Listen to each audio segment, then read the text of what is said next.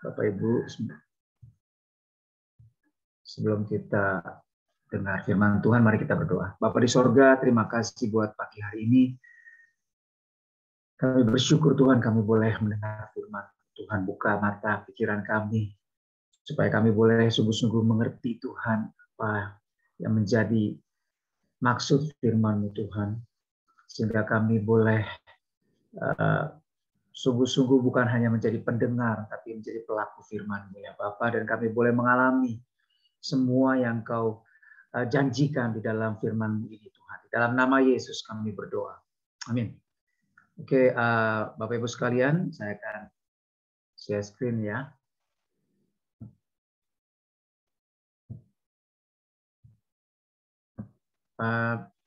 Judul khotbah saya hari ini adalah mengenai Kristen padang gurun. Ya. Kristen padang gurun. Jadi saya ambil dari 1 Korintus 10 ayat yang pertama sampai yang ke 14 ya. Oke. Saya mau bacakan Israel sebagai satu peringatan, judul perikopnya. Aku mau supaya kamu mengetahui saudara-saudara bahwa nenek moyang kita semua berada di bawah perlindungan awan dan bahwa mereka semua telah melintasi laut. Untuk menjadi pengikut Musa, mereka semua telah dibaptis dalam awan dan dalam laut. Mereka semua makan makanan rohani yang sama. Dan mereka semua minum minuman rohani yang sama. Sebab mereka minum dari batu karang rohani yang mengikuti mereka. Dan batu karang itu ialah Kristus. Tetapi sungguh pun demikian, Allah tidak berkenan kepada bagian terbesar ya, dari mereka. Karena mereka ditewaskan di padang gurun. Semuanya ini telah terjadi sebagai contoh bagi kita. Maksudnya adalah orang-orang Kristen. Untuk memperingatkan kita supaya jangan kita menginginkan hal-hal yang jahat seperti yang telah mereka perbuat. Ya. Jadi ini adalah peringatan Paulus bagi orang Kristen. Dan Paulus menyamakan mereka, orang-orang Kristen ini, dengan orang Israel yang dibawa keluar dari Mesir oleh Musa. Tetapi Tuhan tidak berkenan. Dan mereka, sebagian besar dari mereka, tidak selamat. Kenapa? Pertama, karena mereka menyembah berhala. Bayangkan ya Bapak Ibu ya. Mereka baru keluar dari Mesir, terus kemudian dibawa oleh tangan Tuhan yang teracung. Ya, artinya Tuhan memimpin mereka dengan tanda-tanda mujizat yang begitu nyata, begitu luar biasa, begitu ajaib. Dan bahkan setelah mereka keluar dari Mesir pun mereka berjalan di atas tanah yang kering, yaitu di bawah melalui Laut Merah. Ya. Dan begitu mereka sampai di padang gurun, mereka membuat patung lembu emas dan mereka menyembah berhala. Mungkin kita pikir itu malah kebangetan tuh orang-orang Israel ya. Baru aja mereka melihat, dan berbulan-bulan mungkin mereka melihat bagaimana Tuhan ya, mulai dari tulah pertama sampai tulah ke-10, mujizat Tuhan begitu luar biasa. Ya, tapi kok iya mereka menyembah berhala lagi. Ya, tapi sebenarnya kalau kita perhatikan Bapak Ibu ya, kita coba lihat di dalam Keluaran 32 ayat yang ke-5 sampai yang ke-8 ya. Keluaran 32 ayat yang Keluaran 32.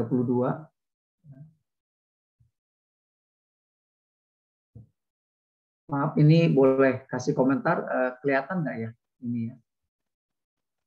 Apa yang saya share screen ini kelihatan nggak? Kelihatan sih Pak. Kelihatan ya Pak ya. Oke. Kelihatan, ya. Kita lihat ya. Ayatnya nggak kelihatan nggak? Hah? Ayatnya nggak kelihatan ini? Ayat Keluaran itu nggak kelihatan. Oh nggak kelihatan ya? Mana ya? Oke, nggak apa-apa, dengerin suara saya aja deh ya. Keluaran 32 ayat yang kelima. Ketika Harun melihat itu, didirikannya lah mezbah di depan anak lembu itu. Berserulah Harun, katanya, besok hari raya bagi Tuhan. Jadi Harun menunjuk lembu emas itu. Ya, patung lembu emas yang mereka sembah itu, yang mereka bangun itu adalah sebagai Tuhan yang menuntun mereka keluar dari Mesir. Jadi kalau kita klik kata Tuhan, itu bahasa aslinya yang keluar adalah Yahweh. Jadi mereka tidak menyembah berhala-berhala di Mesir, tapi mereka menyembah Yahweh. Ya, jadi mereka bersyukur dan dikatakan bahwa segera ayat yang ke-8, ya, Keluaran 32 ayat 8 dikatakan begini, segera juga mereka menyimpang dari jalan yang kuperintahkan kepada mereka. Ini firman Tuhan kepada Musa, ya, untuk pergi turun, ya, sebab bangsamu yang kau pimpin keluar dari tanah Mesir telah rusak waktunya. Tuhan marah sekali sama bangsa Israel. Mereka udah rusak, bejat. Ya, kenapa? Ya, segera juga mereka menyimpang dari jalan yang kuperintahkan kepada mereka.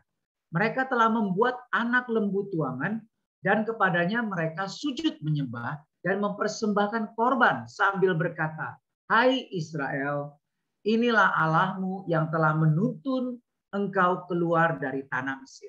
Inilah Yahweh. Ya, jadi oke, kembali di sini Bapak Ibu bisa lihat, ya, kelihatan, ya.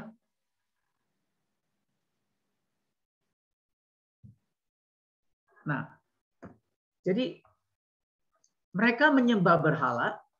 Dalam pikiran mereka sebenarnya mereka sedang menyembah Yahweh. Mereka berpesta, mereka bersyukur karena Yahweh sudah memimpin mereka keluar dari Mesir, dari perbudakan. Dan mereka beribadah kepada Yahweh. Itu menurut pikiran mereka. Ya, jadi mereka merasa mereka melakukan hal yang benar. Jadi kalau kita lihat pakai kacamata mereka nggak sadar mereka itu salah. Mereka tahu yang menuntun mereka keluar itu bukan berhala-berhala di Mesir. Mereka tahu yang menuntun mereka keluar itu adalah Yahweh. Ya. Yang penuh dengan keajaiban. Dan mereka menyembah Yahweh. Nah, tapi, dan Bapak Ibu tahu kan, waktu lembu emas ini dibuat, mereka berkorban, loh. Mereka menyerahkan cincin, kalung, perhiasan-perhiasan emas untuk dilebur menjadi lembu emas. Jadi mereka berkorban. Ya, jadi mereka memberikan persembahan, mereka berkorban dan mereka bersyukur merayakan kemerdekaan mereka, kelepasan mereka, keselamatan mereka. Jadi mereka beribadah kepada Tuhan yang membawa mereka keluar menurut pikiran mereka. Jadi ini adalah peringatan pertama, ya, dari Paulus. Jadi kita lihat bahwa Tuhan sangat marah. Kenapa? Karena mereka menyembah Dia, menyembah Tuhan dengan cara mereka sendiri, bukan dengan cara yang Tuhan ajarkan. Nah, Bapak Ibu Saudara sekalian, satu kali waktu saya lagi berdoa, saya tanya Tuhan mengenai situasi saat ini pandemi. Tuhan ingatkan mengenai padang gurun. Nah, kita orang di masa pandemi ini, new normal ini, Bapak Ibu bayangin kan, waktu kita pertama kali tahu bahwa COVID ini masuk Indonesia, ya, pemerintah mengumumkan ada lockdown begitu, ya, banyak orang yang takut, diam di rumah, jalanan sepi semua, shock, ya. Tapi lama-lama udah 1,5 tahun, ya, setelah lewat, ya, krisis yang luar biasa kemarin, ya, sempat heboh juga, ya, begitu banyak orang-orang yang dekat dengan kita yang juga kena, ya. Terus kemudian reda lagi. Dan saya lihat mulai banyak orang-orang Kristen yang terbiasa dengan new normal ini. Ya. Nah, Tuhan ingatkan bahwa ini adalah situasi yang sama yang dialami oleh bangsa Israel di padang gurun. Waktu mereka keluar dari Mesir, mereka mengalami masa new normal.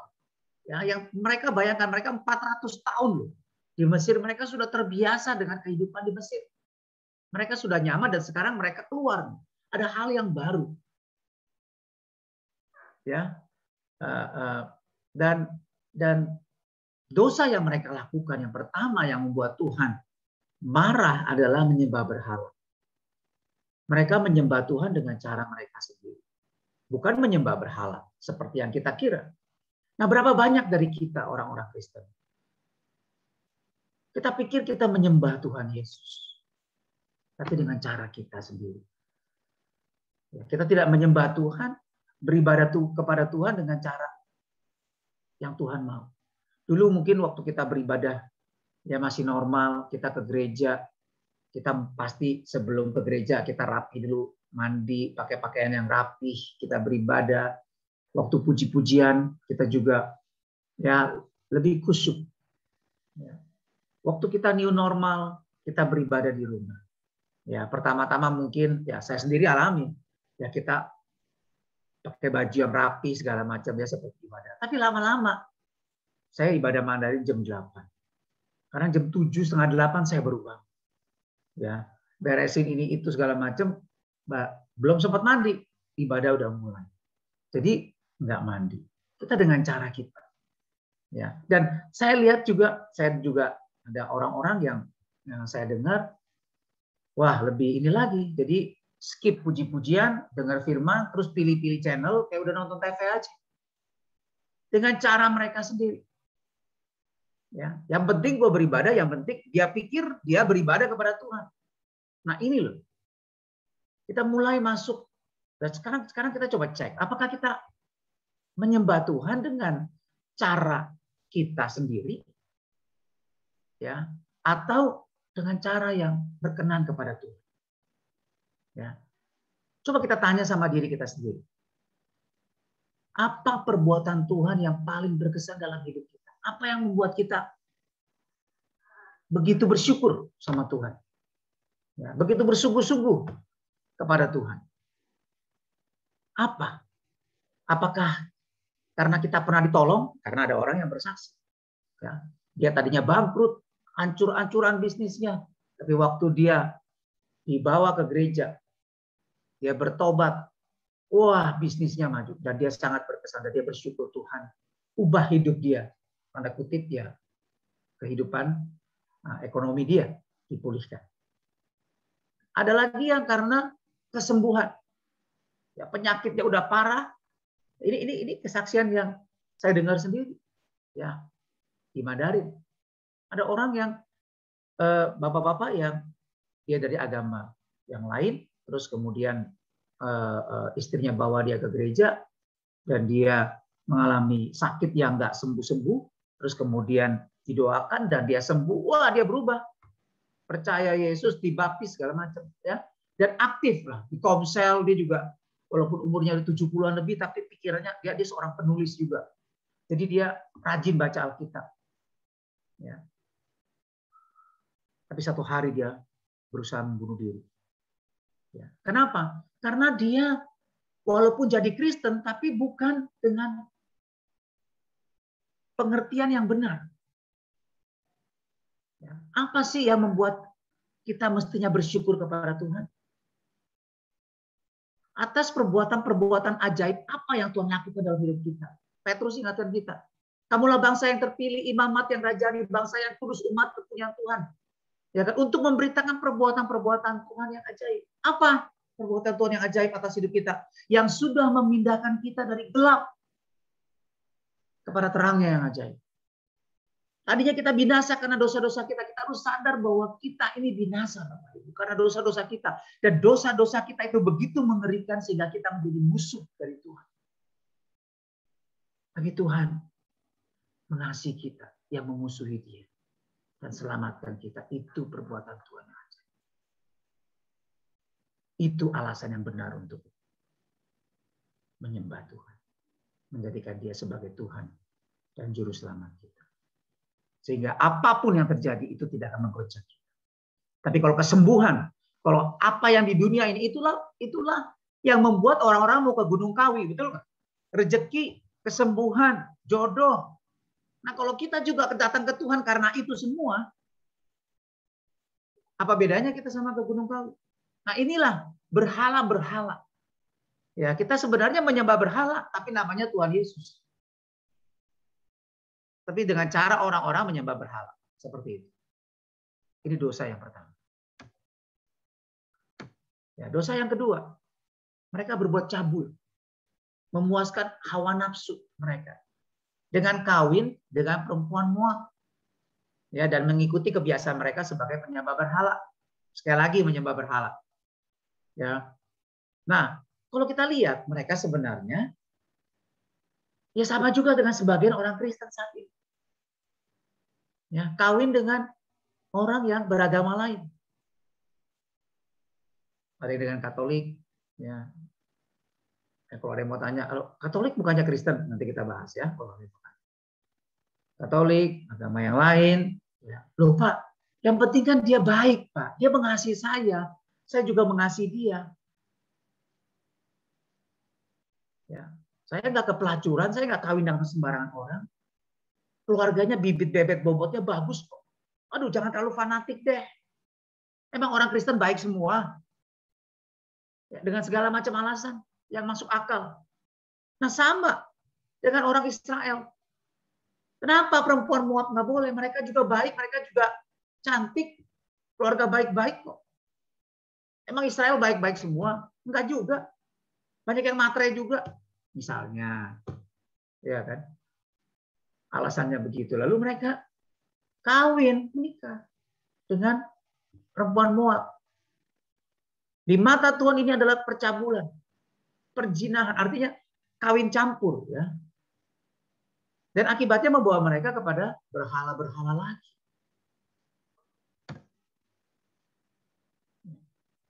Ini yang kita lihat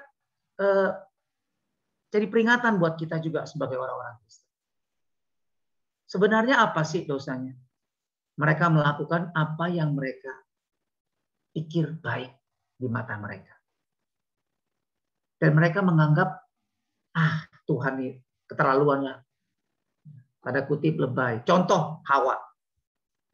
Manusia pertama jatuh dalam dosa bukan karena berzina, membunuh, mencuri. Bukan kan? Tetapi karena apa? Karena melakukan apa yang dia pikir baik. Betul nggak? Dia terpengaruh oleh iblis waktu Hawa lihat buah pengetahuan baik dan buruk itu. Bagus kok buahnya. Ya kan? Malah bisa memberikan saya pengetahuan. Mana yang benar, mana yang salah. Berhikmat. Lah Tuhan benar.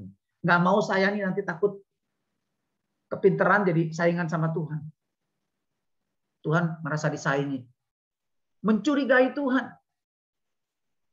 Sama seperti anak-anak yang suka mencurigai orang tuanya. Papa mama ikut campur. Mau tahu aja. Yang penting kan saya sudah sayang, suka sama suka. Udah lama, nggak usah ikut ini. Nggak mau dengar nasihat orang tua. Ini dosa pemberontakan. Ya. Akibatnya, karena ini, dalam satu hari berapa puluh ribu orang Israel mati. Mereka sudah keluar, mereka sudah jadi umat Tuhan. Ya. Berapa banyak orang Kristen yang seperti itu? Sudah dibaptis, sudah ikut Tuhan, sudah melayani, tapi murtad. Mereka nggak sadar mereka murtad. Mereka pikir mereka masih jadi orang Kristen. Ya. Tapi dengan dosa pemberontakan mereka di mata Tuhan, sebenarnya mereka sudah murtad. Ya. Itulah dosa Hawa. Dosa yang membuat seluruh manusia jatuh dalam kuasa dosa. Ya. Melakukan apa yang dia pikir baik buat diri dia sendiri. Bukan apa yang Tuhan katakan baik buat diri kita yang kita lakukan. Ini peringatan yang kedua. Supaya kita jangan seperti itu dan akhirnya binasa. Yang ketiga, dosa apa lagi? Mencobai Tuhan dan bersungut-sungut. Jadi mereka bersungut-sungut. Aduh, kok dibawa ke padang gurun? Ya, gersang. Nggak ada yang hijau-hijau. Emang kurang kuburan apa di Mesir? Sampai mesti kita dibawa ke padang gurun dan mati di padang gurun ini. Ya, makanannya mana terus tiap hari. Bosen. Kita kan pengen makan daging, 4 sehat 5 sempurna. Ya, kita pengen makan apa lagi? Mentimun, ikan, bawang prei, bawang bombay, benar itu ayatnya itu ada tuh. Ya. Bilangan 11 ayat 1 sampai 6. Mereka bosan makan mana? Ingin makan daging. Ikan, mentimun, semangka, bawang. Ya. Bosan tiap hari makannya mana terus. Kita juga seperti itu ternyata Bapak. Coba, benar nggak ya kita coba? Tiap hari mesti baca Alkitab tapi bosan. Akibatnya apa? Ya mulailah nonton Netflix, nonton apalah segala macam, YouTube segala macam nonton. Ya hiburan dong. Masa cuma baca Alkitab doang? Aduh fanatik lu. Ya. Ya Tuhan izinkan maka tapi itu jadi ya itu tadi ya. Inilah berhala. Sebenarnya kalau di dalam Alkitab bahasa Inggris judul perikopnya adalah peringatan atas dosa penyembahan berhala. Intinya 3 dosa mereka ini adalah semuanya penyembahan berhala. Nanti kita lihat ya. Jadi sebenarnya mereka bukan menyembah Tuhan, mereka menyembah berhala. Ya. Nah, lihat. Ya. Kita juga begitu. Akhirnya kita malas baca Alkitab. Padahal Alkitab itu adalah firman Tuhan, pelita.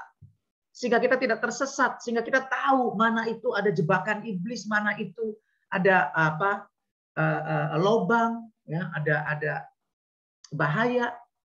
Pelita, terang bagi hidup kita.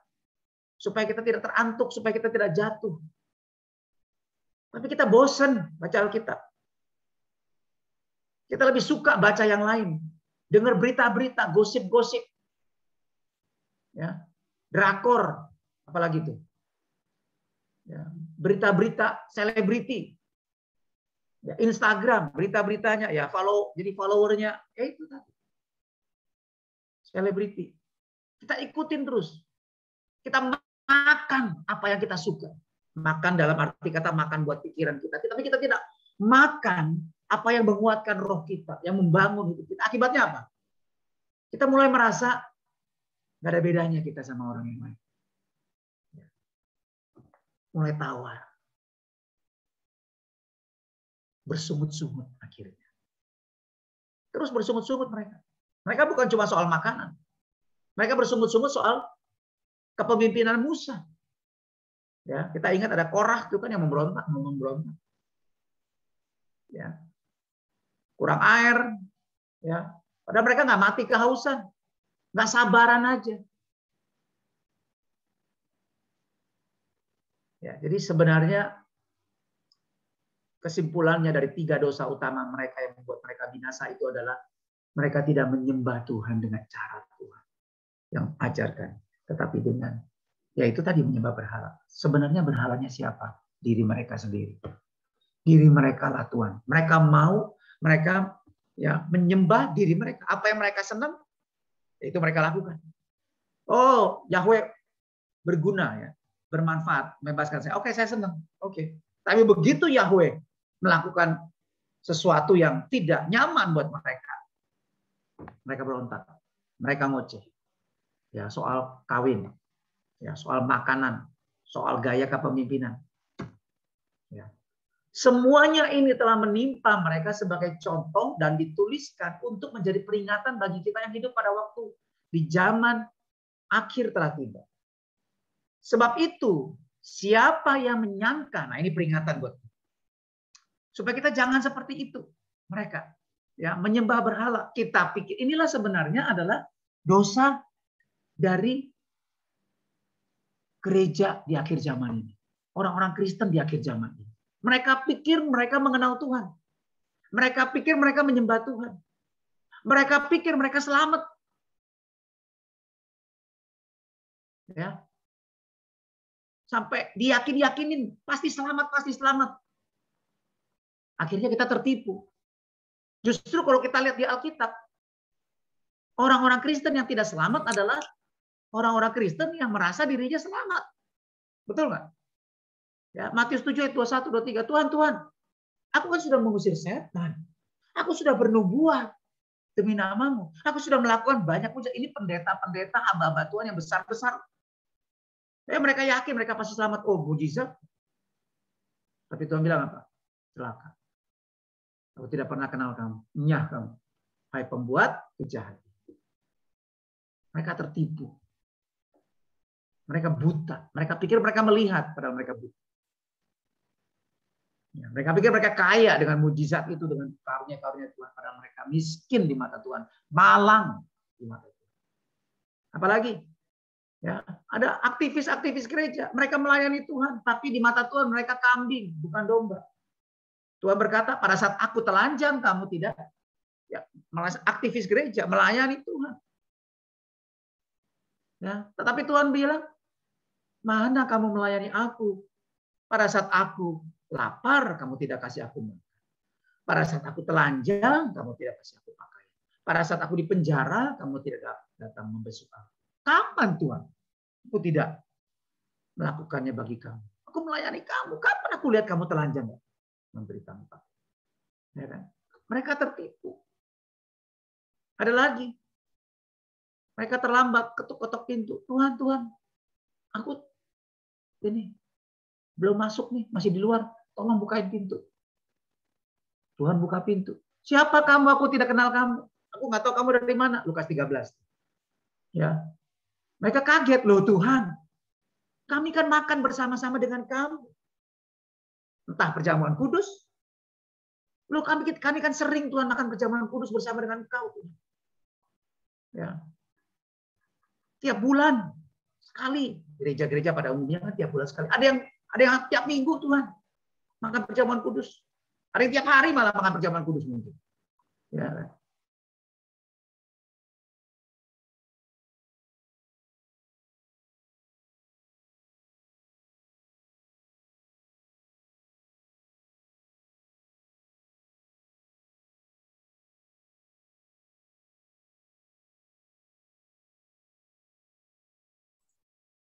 Suaranya terputus. Macet ya. Keputus tadi ya Pak. Suaranya nggak kedengaran Pak David. Kemute Pak, kemute.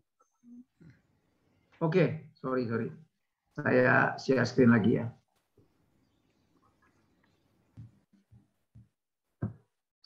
Sampai di mana tadi? Sampai di sini ya. Oke ya. Jadi kembali tadi, ya ini menjadi contoh ya buat kita. Ya, ini adalah gambaran dari gereja akhir zaman. Ya, orang-orang Kristen akhir zaman. Ya, tadi saya katakan, ya, kita pikir kita selamat, kita pikir kita beres, kita pikir kita melayani Tuhan, kita pikir kita hamba Tuhan. Ternyata hamba perut kita sendiri. Ya, kita melayani kalau kita suka. Kita melakukan ibadah dengan cara kita sendiri. Melakukan apa yang kita pikir baik, bukan apa yang Tuhan pikir baik. Kita lebih suka dengar berita yang lain daripada kita belajar firman Tuhan. Susah banget kalau belajar firman Tuhan disiplin tiap hari. Susah banget. Tapi kalau nonton yang lain, dengar berita yang lain, wah rajin banget. Nggak disuruh. Memang udah hobinya begitu. Tapi hobinya bukan baca firman. Jadi bukan apa yang Tuhan suka dan Tuhan mau yang kita suka dan kita mau. Ya, tetapi apa yang diri kita mau, yang kita suka, yang kita lakukan. Nah, ini sebab itu siapa yang menyangka bahwa dia teguh berdiri, hati-hatilah supaya dia jangan jatuh. Ya. Oke. Kejadian bangsa Israel di padang gurun, ya 40 tahun mereka new normal, ya kan? Adalah contoh bagi kita orang Kristen yang hidup di akhir zaman, di hari penghakiman Tuhan yang sudah datang makin dekat. Ya, Bapak Ibu ingat, setelah keluar dari padang gurun, kita akan masuk ke Kanaan. Bukan berarti beres. Ya, kita pikir kehidupan ini seperti padang gurun buat kita. Ya, ini adalah tempat pengujian, pemurnian. Ya, hari-hari ini kita mengalami pemurnian. Ya, bukan berarti kalau kita sudah kelar pandemi ini, kita mengalami. Ya, oke, benar. Ya, kita akan mungkin lebih bebas, tapi bukan berarti kita sudah masuk tanah Kanaan. Bukan. Nanti waktu kita masuk surga yang kekal itu, tanah Kanaan. Tapi jangan salah Bapak Ibu. Banyak orang pikir nanti kalau masuk surga, waduh, santai ya kita ya. Waduh, kita makan buah-buahan yang sangat kita suka ya, yang bagus-bagus ya, makanan yang kita suka ada semua di situ, rumahnya juga indah-indah semua, jalanannya emas. Waduh, kita tiap hari leha-leha semua, kongko-kongko ya. Ngopi-ngopi ya. Apa yang kita suka begitu. Kita pikir begitu ya. Bukan Bapak Ibu. Itu pikirannya orang malas itu pikirannya orang-orang yang memang ada, tempat itu memang indah, tapi perhatikan. Itu adalah tempat di mana Tuhan memberikan tanggung jawab, kemuliaan, kehormatan yang lebih lagi. Apa? Memerintah bersama Kristus. Perumpamaan talenta, ya, yang menjadi 2 talenta menjadi 5 talenta. Oke, kamu sekarang tadinya 5 talenta kan, berhasil kan? Sekarang kamu memerintah 5 kota. Memberikan tanggung jawab yang lebih besar. Ya. Kamu dulu mengelola harta orang lain, itu hartanya Tuhan. Di dunia ini kita bendahara Tuhan. Tapi nanti kita akan diberikan harta kita. Artinya apa? Harta buat apa? Untuk kita kelola juga. Artinya ada tanggung jawab yang lebih besar. Ya, iya oke, kita bersekutu, kita memuji Tuhan, kita menyembah Tuhan, tapi ada tanggung jawab yang lebih besar. Nah, prinsip firman Tuhan selalu begini. Setia dalam perkara kecil dipercayakan perkara besar. Nah, kalau di dunia aja kita nggak beres, kita nggak setia, bagaimana kita bisa sampai di sana, bisa setia sampai di sana? Ya, siapa yang menyangka dirinya berdiri kokoh, artinya mereka pikir mereka teguh dalam kasih Tuhan, dalam pengetahuan tentang kebenarannya, menganggap dirinya benar. Sekali lagi ini adalah gambaran gereja kejam. Sebenarnya dari ketiga dosa bangsa Israel, intinya adalah diri mereka sebagai pusat, sebagai berhala, sebagai tuannya, bukan Kristus. Jadi apa yang harus kita lakukan? Pertama, jangan terlalu yakin akan diri kita. Ujilah selalu. Ya. Apakah kita tetap tegak dalam iman? Apakah kita yakin Kristus ada dalam kita? 1 Korintus 11 ayat 31. Jika kita menguji diri kita, maka hukuman tidak akan menimpa kita. Kita minta Roh Kudus selidiki hati kita. Apakah kita punya hati yang sungguh-sungguh mengasihi Tuhan? Apakah kita punya iman yang benar? Apakah Kristus pusat hidup kita? Atau kita pusat hidup sendiri? Ya. Pencobaan yang kita alami itu adalah pencobaan biasa. Ya. Pencobaan di padang gurun itu juga pencobaan biasa. Manusia-manusia di dunia juga mengalami. Bahkan kelaparan sampai mati juga ada. Ya. Jadi pencobaan di dunia yang kita alami adalah pencobaan yang biasa. Orang yang bukan Kristen pun alami. Dan banyak mereka juga bertahan dalam pandemi, dalam musibah ekonomi, masalah ekonomi, musibah bencana alam, mereka juga alami. Dan nggak semuanya mereka frustrasi, mereka juga ada yang gigih dan mereka bisa survive. Apalagi kita punya Tuhan yang tidak pernah meninggalkan kita, yang mempunyai rancangan yang indah buat masa depan hidup kita, bahkan sampai kekekalan. Ya. Kalau kita lewat kehidupan sehari-hari, apakah kita tidak menang?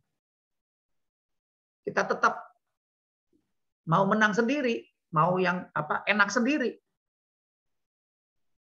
Melawan daging aja kita enggak, ini bagaimana kita lawan setan?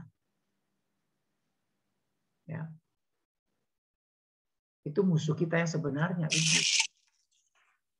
Jadi yang kedua, miliki iman yang benar. Iman yang bekerja karena kasih. Lihat Kaleb, Bapak Ibu. Sadrak, Mesak, Abednego. Buat mereka yang penting bukan sekedar berkat, bukan sekedar kayak Sadrak, Mesak, Abednego. Mereka nggak tahu loh, mereka akan hidup. Ya, pikiran mereka juga pasti kalau kena api, dibakar di api yang 7 kali lipat, mati saya. Tapi nggak apa-apa. Tapi saya percaya Tuhan sanggup. Tapi kalau mati ya sudahlah, matilah. Ya. Tapi saya tidak akan menyembah berhala. Saya tidak akan menyembah apa yang saya mau, apa yang saya suka. Tapi saya mau menyembah Tuhan. Ini iman yang benar. Ini pengharapan yang benar. Tuhan pasti akan bela orang seperti itu. Bukan berarti kita kalau sakit mesti sembuh. Oke, sembuh, puji Tuhan. Tapi kalau nggak sembuh, nggak apa-apa. Tuhan sediakan yang lebih baik lagi di surga nanti. Itu imannya Sadrak, Mesak, Abednego. Ya. Iman yang sekalipun itu iman yang benar. Kaleb, Bapak Ibu, emang Kaleb oke dijanjikan Tuhan akan diberikan tanah, ya kan, warisan luar biasa. Dia akan hidup karena dia punya hati yang berbeda, punya hati yang mengasihi Tuhan. Oke, punya hati yang beriman kepada Tuhan. Oke, tapi Bapak Ibu perhatikan nggak? Waktu mereka masuk ke tanah Kanaan di Kades Barnea, Yosua hampir lupa, dan Yosua benar-benar lupa sama Kaleb. Dia bagi-bagi kan, oke ini kamu bangsa apa, suku ini ya, nanti kamu masuk ini. Kaleb ketinggalan, lupa Yosua. Mungkin udah ya berumur juga ya, atau juga lagi sibuk gitu. Kan umurnya udah 80-an tuh Yosua juga sama Kaleb, kan seumuran pantaran 85, udah agak pikun. Lupa dia sama Kaleb, dia lagi sibuk sama yang lain. Ya, tapi Kaleb bagaimana? Kaleb nggak kepahitan. Loh Tuhan udah janji kok sekarang dilupain saya. Ya 45 tahun saya tunggu. Masa saya digratisin sekarang? Dia nggak kecewa. Dia maju, bilang sama Yosua. Yosua, 45 tahun Tuhan janji loh sama saya. Ya. Dia akan berikan saya tanah. Kasih saya tanah. Perjanjian. Itu suku enak, itu bagian saya. Bayangin. Ya, nggak apa-apa, nggak ada yang mau kan? Itu ya udahlah, itu yang enak apa sukunya itu raksasa bayangin. 45 tahun yang lalu waktu bangsa Israel mau melawan masuk ke tanah Kanaan dan menghadapi raksasa-raksasa itu mereka udah takut setengah mati, masih muda. Sekarang umur 85 disuruh berantem sama raksasa. Ya. Dia nggak bilang Tuhan, aduh kalau mau kasih berkat ya kasihlah Tuhan. Kalau enggak ya enggak apa-apa. Jangan kasih yang enggak. Masa saya udah pakai kakek disuruh lawan sama raja, sama raksasa. Iya kan? Dia nggak begitu, dia nggak kepahitan sama Tuhan. Dia percaya Tuhan sediakan yang terbaik buat dia. Ya. Prakteknya emang dia sendiri yang lawan sama enak orang-orang raksasa itu, orang-orang enak itu. Enggak, ya kan? Siapa yang memimpin? Ya calon mantunya. Siapa namanya? Otniel. Ya. Jadi Tuhan pasti sediakan. Ya, kalau kita punya hati yang benar, iman yang benar sama Tuhan, pasti Tuhan sediakan jalan. Tuhan pasti berikan jalan keluar yang terbaik buat kita. Kalau kita punya iman yang benar. Dan ingat Bapak Ibu, padang gurun itu adalah satu-satunya jalan untuk mempersiapkan kita, umat Tuhan, agar siap menerima tanggung jawab lebih besar di masa depan. Ya, bukan cuma soal ke surga nanti, tadi kita udah bilang ya, kita akan memerintah bersama Kristus, tetapi di masa depan. Ada step-stepnya. Ya, kayak bangsa Israel. Setelah padang gurun, mereka masuk tanah Kanaan. Terus langsung mereka menikmati madu dan susu. Iya betul, tapi jangan lupa. Mereka menghadapi bangsa Amalek. Mereka menghadapi bangsa Filistin. Ya, Moab. Ya, mereka berperang. Ya, sampai akhirnya Daud menjadi raja. Bangsa Israel mengalami kejayaan. Salomo. Jadi lihat, ya, zaman hakim-hakim. Wah, bagaimana mereka diperbudak diituin sama Filistin, dibully sama Filistin. Ya zamannya hakim-hakim. Jadi masuk tanah Kanaan pun bukan berarti langsung leha-leha. Santai-santai negeri madu dengan penuh madu dan susu. Enggak juga. Ada tetap peperangan dan beda peperangannya. Tapi kalau mereka nggak lolos dari tanah Kanaan, mereka nggak akan bisa masuk dalam pertempuran yang lebih besar. Sama Bapak Ibu. Ya. Di dalam Tuhan tidak ada orang yang malas. Orang yang malas nggak bisa bertahan. Ya. Ini prinsip hidup. Ya. Orang yang malas banyak penyakit. Nah, malah apa istilahnya mager ya, malas bergerak, pasti banyak sakit. Ya, banyak makan, mager lagi. Wah udah banyak penyakit.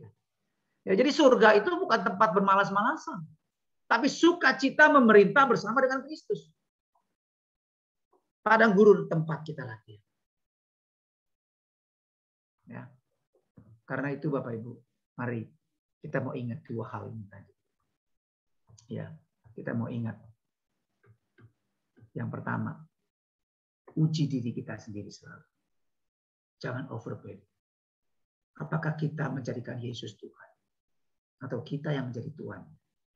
Uji itu selalu. Apa kita punya hati yang mengasihi Tuhan? Jangan salah fokus. Fokusnya ke Tuhan, bukan ke kita. Tuhan yang terutama, bukan kita. Yang kedua, ya. Yang kedua adalah miliki, yaitu tadi iman yang benar yang bekerja oleh kasih, ya, seperti Kaleb. Ya.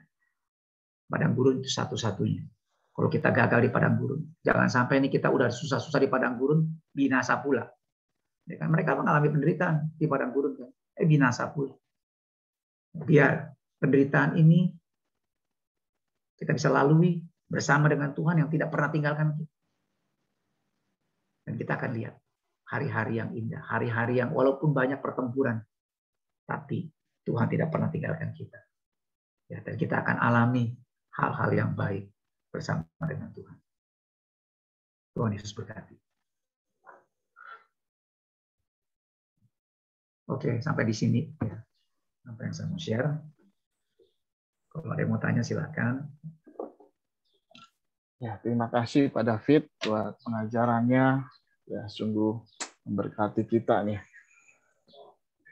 Ya, silakan kalau ada Bapak Ibu yang mau bertanya ya, atau mau meneguhkan apa yang saudara juga alami. Kalau nggak ada yang mau tanya, saya mau tanya. Bila ditanya apa nanya Pak ya? Ada yang saya mau tanya.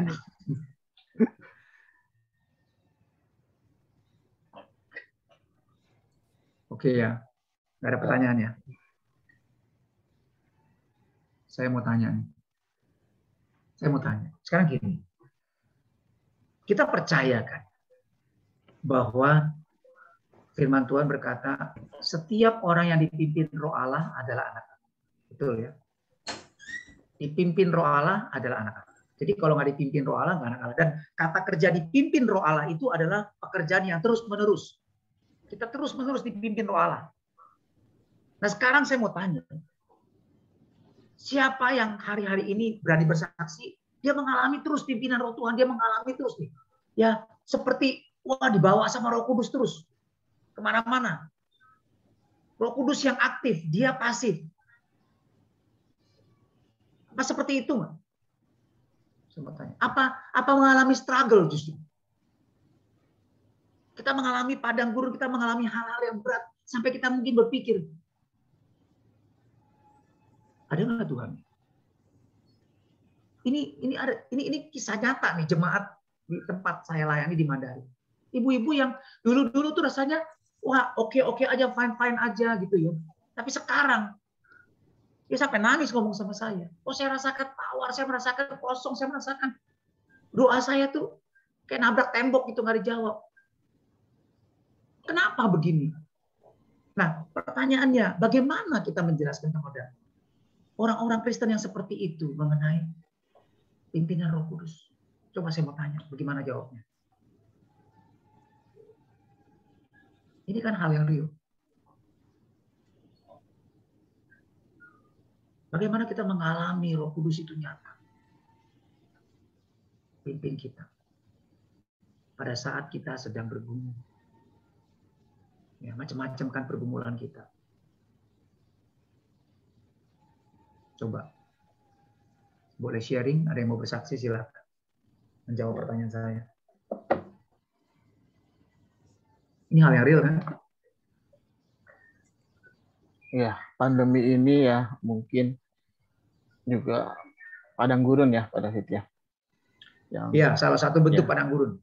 Ya, untuk kita istilahnya melihat iman kita ini kepada Tuhan. Ujian iman ya.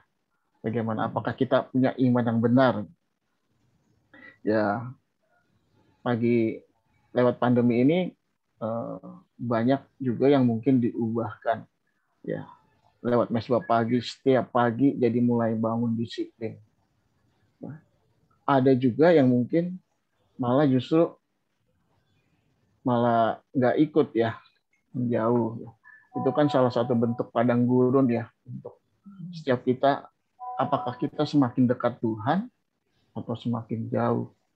Ya, tadi yang Pak David bagiin juga itu salah satu hal bahwa seringkali kita dengan cara kita sendiri ya Pak David ya, itu berhala ya. Jadi kita ibadah kan tidak lagi kumpul bersama, tapi lewat kita buka YouTube, kita bebas. Ya, itu pun juga membuat kita juga semua, mungkin saya pribadi juga belajar ya, bertobat nih Pak. Iya. Ya, sambil kita juga lihat soal mana tadi. Kita Tuhan udah sediakan mana, ya kan, firman Tuhan sediakan. Nah, tapi apa kita lebih suka dengan mana dari Tuhan, jujur, atau dengan yang lain? Kita lebih banyak waktu spend time, lebih banyak makan makanan yang lain, ya, berita-berita atau entertainment yang lain daripada mengentertain diri kita dengan firman Tuhan. Belajar dan kita mengalami pencerahan, mengalami penghiburan, kekuatan. Ya. Kita merasakan itu nggak dari firman Tuhan? Atau kita malah mendapat hiburan dari yang lain-lain, makanan yang lain, makanan jiwa yang lain. Ini satu hal yang mesti kita renungi. Kenapa begitu, saya? Ya, jangan kita itu tadi mengaku kita juga Kristen, fine aja, sudah oke aja, katanya sampai di sana, wah, ya, soal itu tadi jaminan keselamatan ini harus kita benar-benar yakin bahwa kita bukan hanya dijamin-jamin, merasa meyakinkan diri kita selamat, padahal ternyata nggak selamat. Ini yang harus kita, bukannya kita jadi nggak ragu-ragu ya, enggak, pasti keselamatan dalam Tuhan, tapi kita mesti yakin dulu, ada kesaksian batin di dalam hati kita, ya, kesaksian di dalam hati nurani kita. Jangan kita menutup mendiamkan hati nurani. Lu nggak beres. Enggak, pasti gue selamat. Gue yakin, gue percaya dalam hati Yesus Tuhan, ya, mengaku dengan mulut saya Yesus dibangkitkan dari kematian, saya selamat. Kita berusaha mendiamkan suara hati kita. Hati-hati. Roh Kudus tegur kita. Enggak, saya yakin enggak, kita enggak bertobat. Hati-hati. Kita harus menguji diri kita selalu. Dengan apa? Dengan firman Tuhan. Ya. Ini yang harus kita, dan ini adalah gejala umum dari gereja di akhir zaman. Orang-orang Kristen di akhir zaman. Ya. Makanya Tuhan berkata, masuklah melalui pintu yang sempit itu. Pintu yang sempit apa? Apa itu pintu yang sempit? Ya. Jalan yang sulit ya. Pintu yang sempit itu Yesus, Pak. Akulah pintu. Yohanes 10:9. Akulah pintunya. Pintunya itu artinya Yesuslah satu-satunya jalan menuju Bapa. Akulah jalan, kebenaran, dan hidup. Tidak ada orang sampai kepada Bapa kecuali Aku. Itu udah pintunya Tuhan. Tetapi ada jalan yang sempit yang menuju pintu itu. Jadi kalau kita baca di Matius juga dikatakan kan ada jalan yang sempit dan pintu menuju pintu yang sempit itu. Nah, jalan yang sempit itu tadi jalan mengikut Yesus, menyangkal diri, memikul salib. Itu jalannya satu-satunya. Itulah padang gurun yang harus kita lalui. Nah, dan gak ada jalan lain, Bapak Ibu. Tapi bukan berarti kita akan sengsara setengah mati, enggak. Kita akan enjoy. Kenapa? Karena Roh Kudus menyertai kita. Nah, ini harus kita renungkan.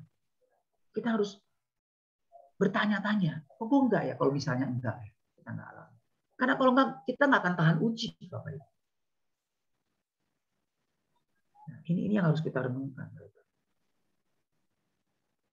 Jangan jadi apatis, ikut tapi ya sudah, ikut aja ya udahlah. Tapi nggak ada ekspresinya, nggak kelihatan. Orang yang menerima Kristus itu kelihatan ekspresi. Yang dibilang Lambano tadi kan, kelihatan. Ini yang harus kita renungkan. Ya. Okay. Ya, silakan Bapak Ibu. Apakah ada hal-hal yang Tuhan ingatkan? Ayo dong, jawab pertanyaan saya dong. Ya, pagi Pak David. Pagi. Sampai nggak bisa berkata-kata. Maksudnya dibukain pagi ini sangat apa ya? Kayak sangat membuka benar-benar pikiran aku gitu kan ya. Kalau untuk menjawab pertanyaan Pak David ya, aku rasa gini ya, pengalaman saya ikut Tuhan itu tidak selamanya kita terus menerus itu merasakan hadirat Tuhan. Walaupun kita udah sungguh-sungguh tinggal di dalam Tuhan gitu kan. Maksudnya aku gitu terutama kan, maksudnya sudah pernah belajar untuk berdisiplin gitu kan. Berdisiplin tinggal di hadirat Tuhan terus menerus. Tapi ada kalanya Tuhan izinkan kayak Tuhan itu seolah-olah tidak hadir gitu, tidak menghadirkan pribadinya. Itu juga sempat aku alami gitu kan. Sampai apa ya?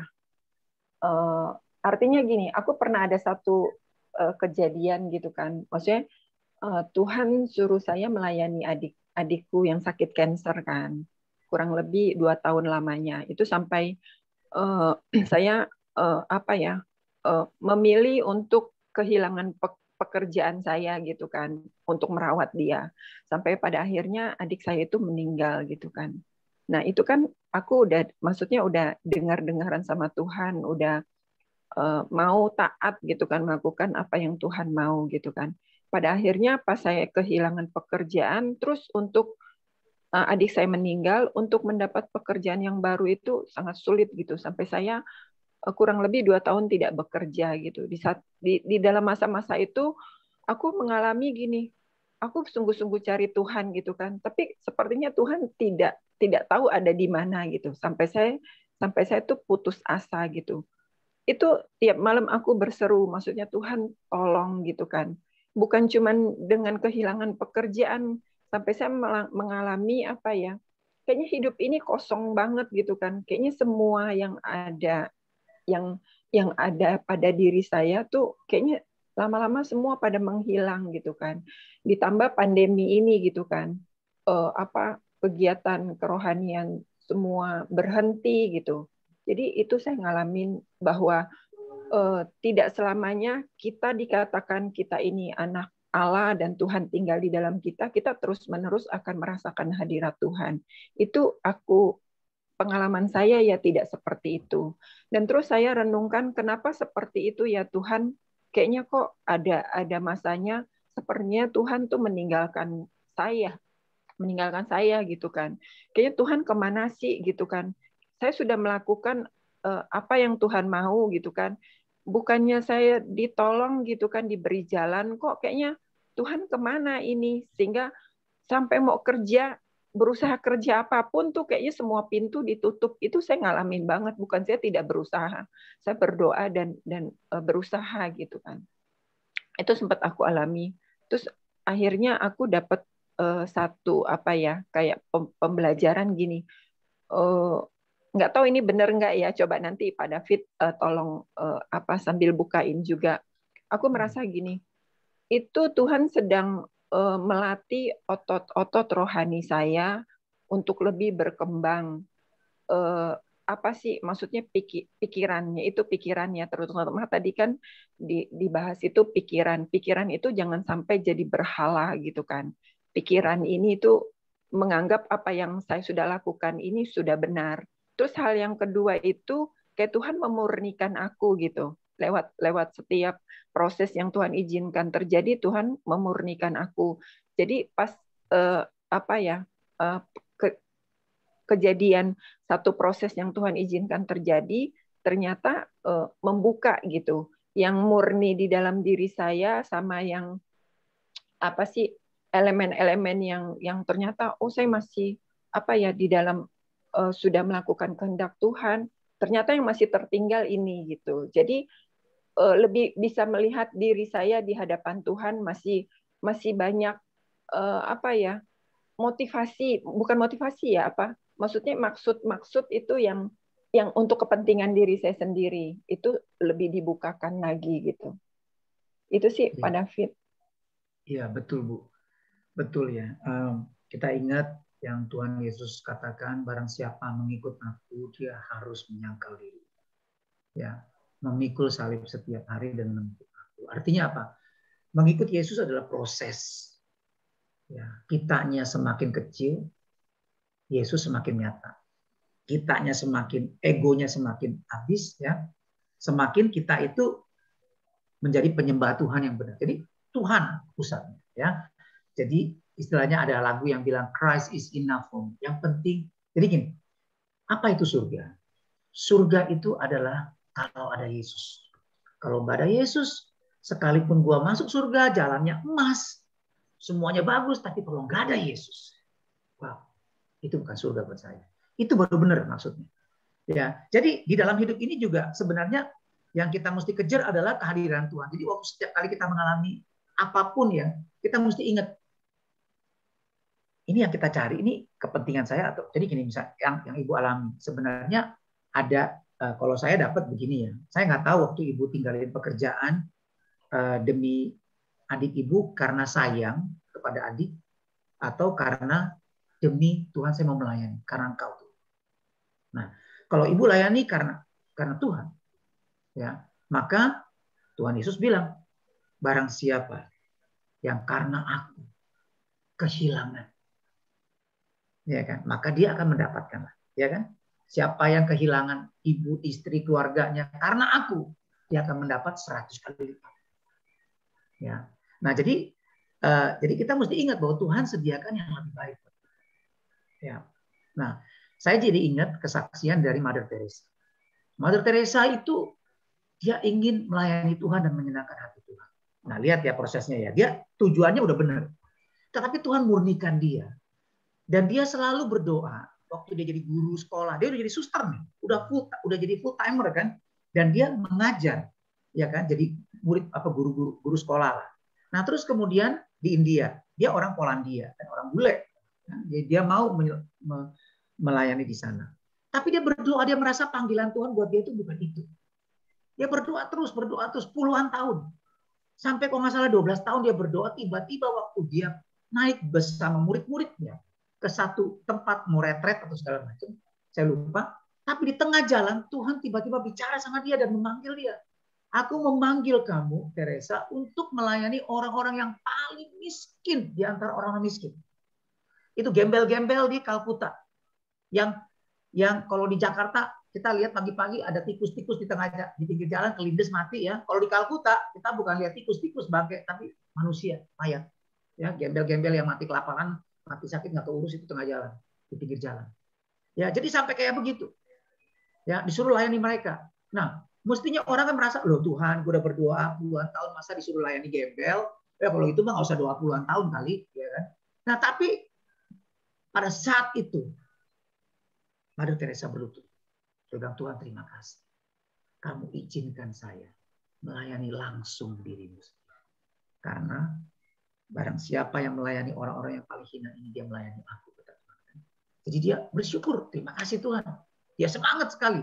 Dia minta izin sama uskup segala macam, nggak dikasih, sampai akhirnya dia berhasil.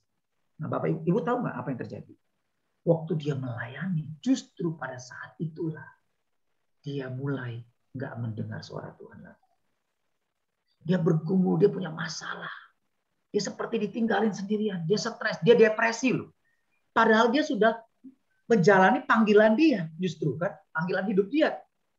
Dia ditinggalin sendirian. Dia berdoa, dia bilang, belum pernah saya berdoa seperti nabrak tembok seperti Tuhan tuh nggak ada. Dia berdoa, bergumul, berpuasa, tapi nggak pernah mendapat jawaban Tuhan. Dia mulai down. Dia mulai sharing sama teman-temannya. Kenapa begini? Salah gue di mana? Oh Tuhan, pada saat aku menjalani panggilanku, malah Tuhan tinggalin aku sendirian. Sepertinya begitu. Tapi Tuhan kan nggak pernah tinggalin dia. Tuhan sedang memurnikan dia. Sampai satu hari, dia dapat jawaban. Dia bilang apa? Ibu tahu jawabannya? Dia bilang begini. Tuhan, aku tahu apa yang harus aku lakukan. Begini Tuhan. Nggak apa-apa Tuhan nggak jawab doa saya. Nggak apa-apa Tuhan nggak dengar doa saya. Tuhan diemin saya. Nggak apa-apa Tuhan. Tapi saya akan terus mengasihi Engkau. Dan semakin mengasihi Engkau. Semakin taat. Dan semakin melayani Engkau. Dan saya mau tunjukkan Tuhan. Saya mengasihi Engkau. Lebih dari siapapun. Wow. Luar biasa. Ya. Jadi dia menunjukkan bahwa dia itu sungguh-sungguh mengasihi Tuhan. Bukan karena dia mengalami jawaban atas doa dia, pertolongan Tuhan. Enggak. Sekalipun dia nggak mendapat apa-apa. Dia mau tetap mengasihi Tuhan dan semakin mengasihi Tuhan. Inilah imannya Sadrak, Mesak, Abednego. Inilah iman yang benar. Ya, ini semua kita ini akan diproses sampai kayak gitu. Saya pikir ya. Dan pada saat itu justru dia mulai mengalami kelegaan. Dia mengalami sukacita. Dia mengalami justru jalan keluar, breakthrough justru. Nah, sama Bu. Ya, kadang-kadang kita merasa sudah on the track. Tapi sebenarnya kita seperti Ayub. Ayub kan pikir dia sudah benar. Memang dia benar, dia orang yang saleh. Tetapi ada satu yang dia belum beres bukan di mata Tuhan. Yaitu justru dia merasa dirinya benar. Padahal nggak ada yang benar di dunia ini. Kan? Nggak ada. Orang yang saleh benar di mata Tuhan tuh nggak ada. Tapi dia merasa dia salah, dia benar. Dia berdebat sama teman-temannya itu yang datang ke dia. Ya kan? Lalu Tuhan mulai berperkara sama dia. Lu benar. Lu nggak ada dosanya. Siapa kamu?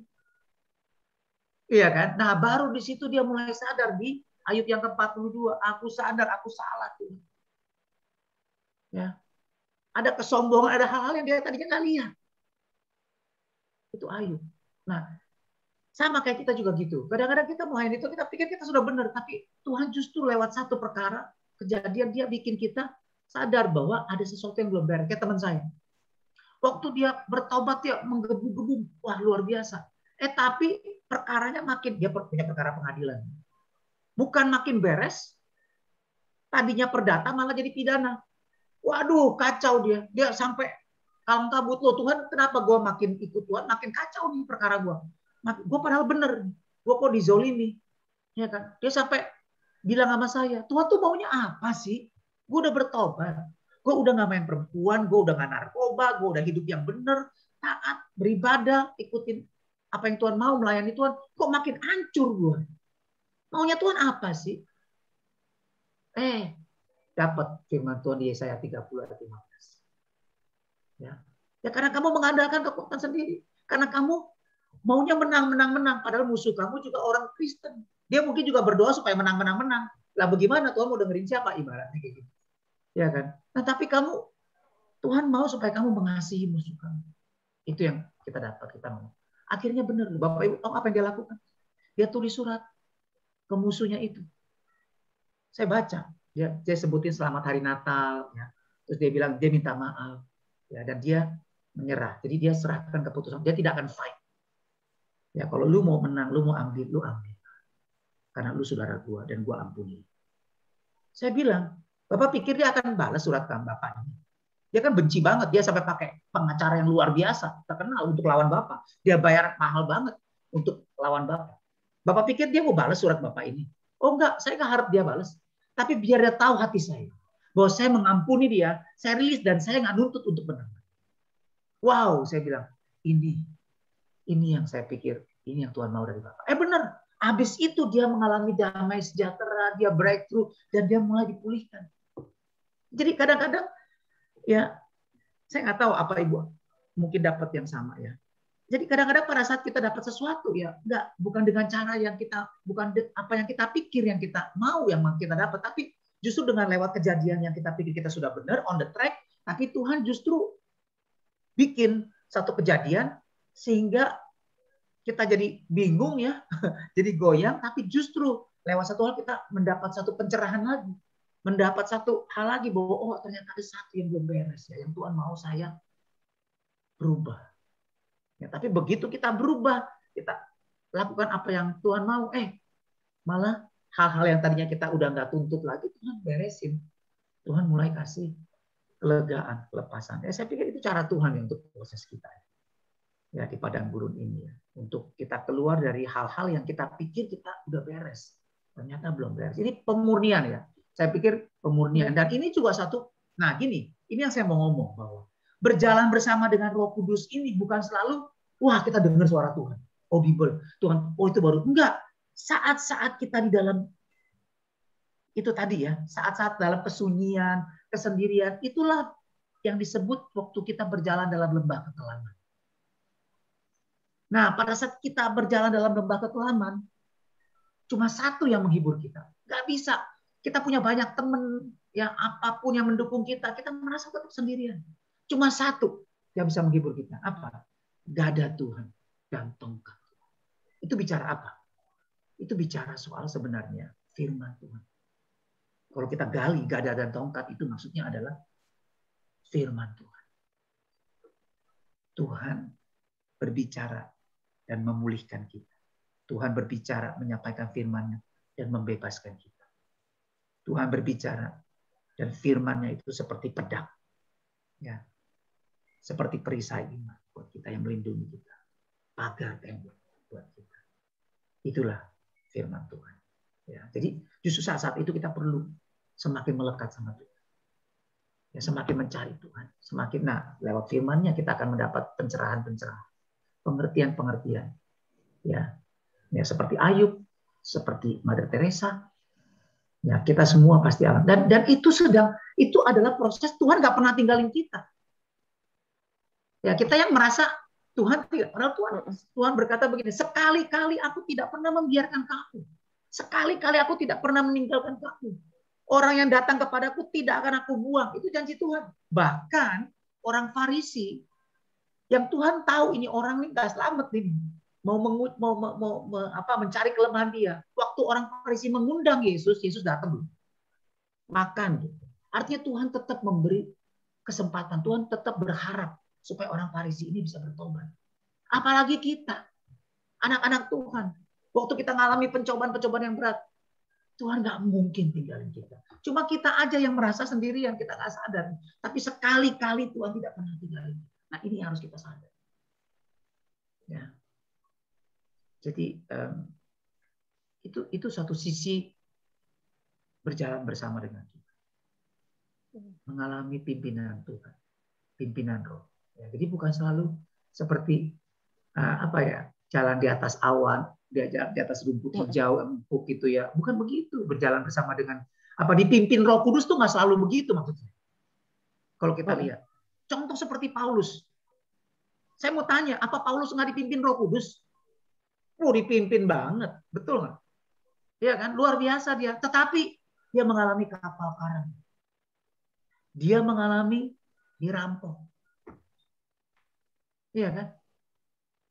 Dia mengalami kelaparan, bukan puasa, lapar ya. Dia kelaparan, telanjang. Dia mengalami itu semua. Nah, apa Roh Kudus waktu itu meninggalkan dia? Tuhan enggak. Tuhan izinkan. Bahkan dia berdoa sampai 3 kali supaya Tuhan cabut duri dalam daging dia.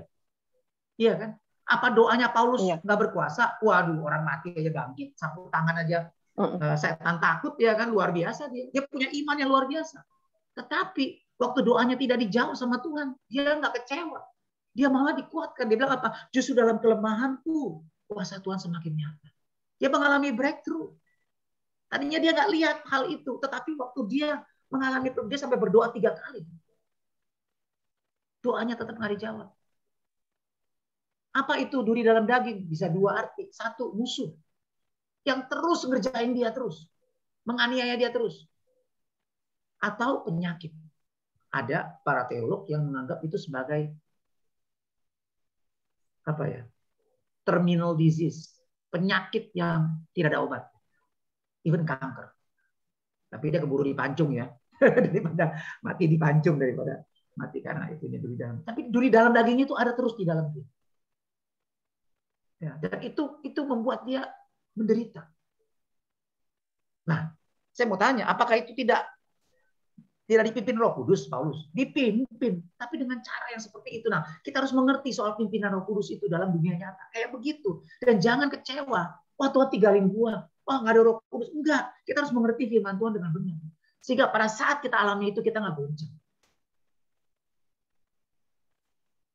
Ya, karena Tuhan sedang memimpin kita dengan caranya. Ya gitu ya. Ya, thank you Pak David. Sebetulnya padang gurun itu baik buat kita ya Pak, untuk memurnikan ya. Artinya kalau ada hal-hal yang belum beres, Tuhan akan bereskan. Cuman seringkali responnya kali Pak, respon kita harus berubah. Karena banyak kan ketika mengalami padang gurun, merasa sendirian, merasa nggak ada orang yang dengerin gitu ya, merasa benar-benar sendiri, doa pun mentok, akhirnya kecewa ujung-ujungnya. Tapi kalau hari ini Pak David bukakan bahwa seperti Ayub tadi juga ya, kalau kita lihat kan Ayub sebenarnya kan semua baik ya, orang yang beribadah, tapi ternyata ada hal yang memang Tuhan mau bereskan gitu ya. Iya.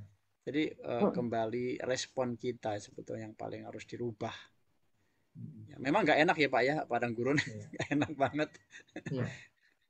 Jadi makanya saya juga semakin dibukakan mengenai sorga. Ya, kayak tadi saya bilang bahwa dulu mungkin kita punya pikiran sorga itu nanti. Nah, memang benar, Wahyu juga bilang bahwa nanti kita akan dilepasin dari segala penderitaan. Betul, tapi itu maksudnya adalah aniaya penderitaan. Ya, di dunia ya karena ya tadi dianiaya oleh orang lain segala macam. Tetapi kalau kita lihat surga itu bukan hanya kita berleha-leha, bermalas-malasan, ya kan, santai-santai, ya kan, kongko-kongko, nge-hang out sama teman-teman, yang kita sukses seneng ya kan, ketemu sama orang-orang kudus, bukan begitu. Tetapi punya tanggung jawab yang besar. Kita memerintah bersama Kristus. Ya jadi Tuhan tuh nggak pernah, bukan Tuhan yang malas. Tuhan bukan Tuhan yang mau rileks, santai, enggak. Tuhan adalah Tuhan yang bekerja. Tuhan adalah Tuhan yang, ya itu tadi, ya hidup itu adalah beraktivitas. Justru salah satu ciri kematian adalah tidak bergerak, tidak bekerja. Ciri kalau mendekati kematian, orang yang tua jongkok nggak bisa bergerak, nggak bisa makan, nggak bisa aktivitas. Nah, justru ciri ada kehidupan itu adalah energik, dinamis.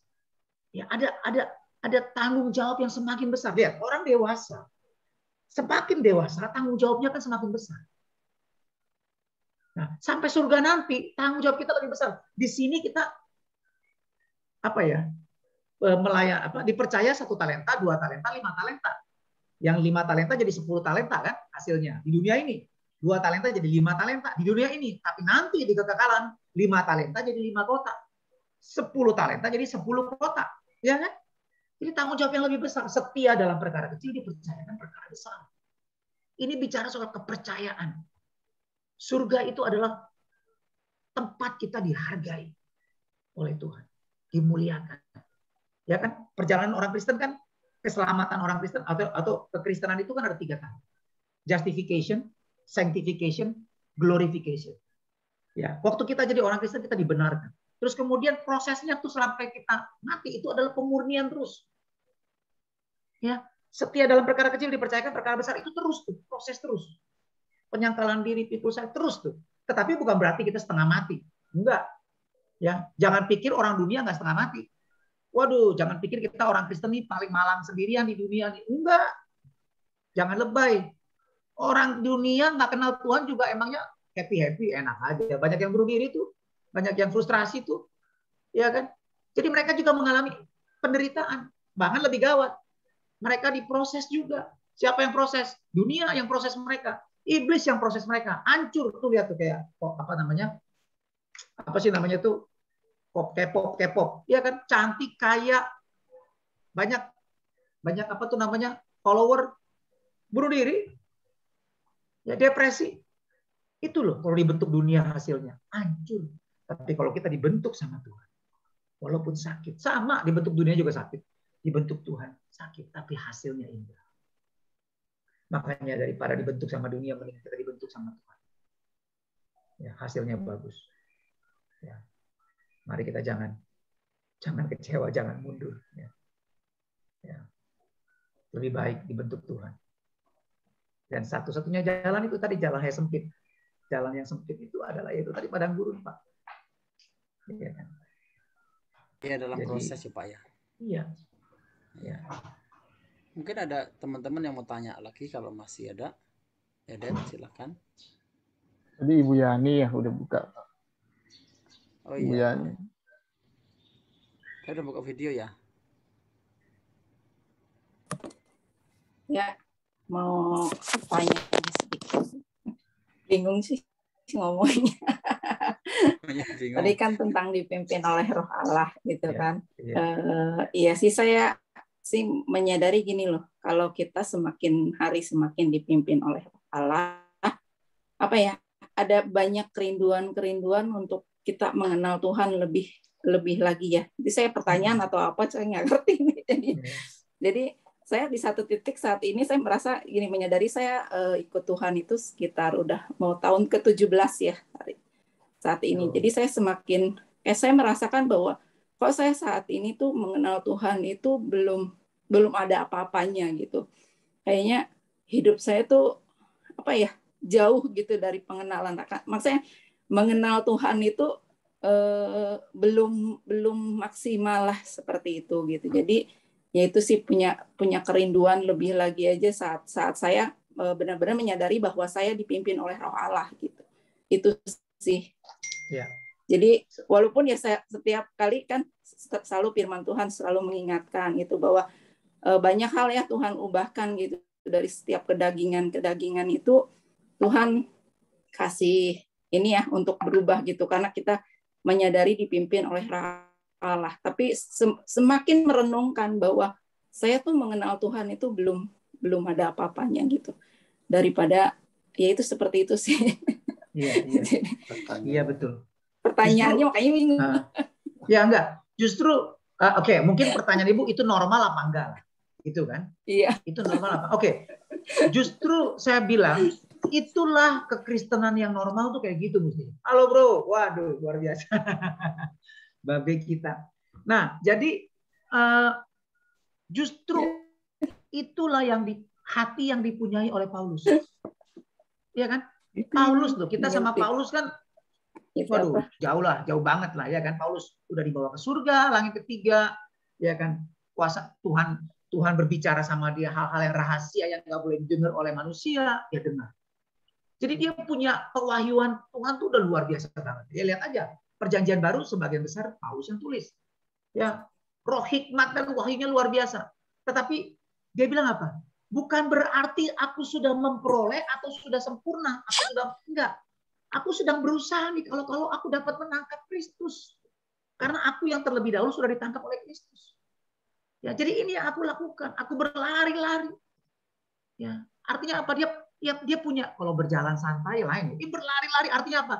Dia pengen, ya, haus rindu untuk lebih lagi mengenal Tuhan. Dan dia merasa dia belum mengenal Tuhan. Aku belum menangkap Kristus, belum. Dia belum dapat Kristus. Aku belum mengenal dia dengan benar. Jadi yang ku kehendaki adalah dua. Filipi 3 ayat 8 dan Filipi 3 ayat 10. Semuanya aku anggap sampah. Jadi karena dia begitu rindu, begitu haus. Makanya saya bilang tadi, orang yang menerima Kristus, lambano, itu beda ekspresinya. Dia nggak akan, aku udah dapet, udah tenang. Enggak. Kalau orang yang married rata-rata begitu. Udah dulu belum kawin, waduh setengah mati ya kan. Waduh, apel segala macam, rajin ya kan, siang malam bayar harga. Begitu kawin, males. Disuruh temenin istri segala macam, males gitu misalnya kan. Karena udah dapet. Tetapi Paulus enggak. Walaupun dia udah mengalami begitu luar biasa sama Tuhan, tapi dia merasa dia belum mendapat Kristus. Aku belum memperoleh Kristus. Ya, makanya dulu yang merupakan keuntungan bagi saya anggap sampah. Supaya aku bisa memperoleh Kristus. Yang ku kehendaki ialah apa? Filipi 3 ayat 8 ya. Ada dua yang dia kehendaki. Filipi 3 ayat yang ke-8. Ada dua mengenal. Nah, ada dua kata mengenal. Ini dua-duanya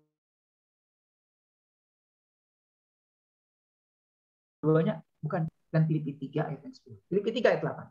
Malahan segala sesuatu kuanggap rugi. Karena pengenalan akan Kristus Yesus, ya, pengenalan ya, akan Kristus Yesus Tuhanku lebih mulia daripada semua. Lebih penting semuanya. Ya, mana itu lebih penting. Ntar saya jelasin kenapa mana. Daripada makanan-makanan yang lain, daripada prestasi-prestasi, daripada berita-berita yang lain. Ya. Pengenalan akan Tuhan Yesus lebih penting. Lebih mulia. Oleh karena dialah aku telah melepaskan semuanya itu dan menganggapnya sampah supaya aku memperoleh Kristus. Dia belum menganggap dia. Dan berada dalam dia bukan dengan kebenaranku sendiri. Karena mentaati hukum Taurat, mereka dengan kebenaran karena percaya. Yang aku kehendaki, ayat 10, ialah mengenal dia dan kuasa kebangkitan. Bedanya apa? Ayat 8, karena pengenalan akan terjadi. Malahan segala sesuatu kuanggap rugi karena pengenalan akan Kristus Yesus itu lebih mulia daripada semua. Kata pengenalan dalam ayat 8 itu gnosis. Artinya pengenalan akan firman Tuhan. Paulus loh yang makanya dia menulis paling banyak. Karena dia haus untuk mengenal kebenaran firman Tuhan. Sehingga kebenaran Taurat, kebenaran lain dia buang semua. Dia anggap dia itu kosong. Dia kejar pengenalan, pewahyuan akan kebenaran Tuhan. Itu satu. Yang ayat 10, yang ku kehendaki ialah mengenal dia. Kata mengenal di sini bukan gnosis, tapi ginosko. Artinya hubungan pribadi.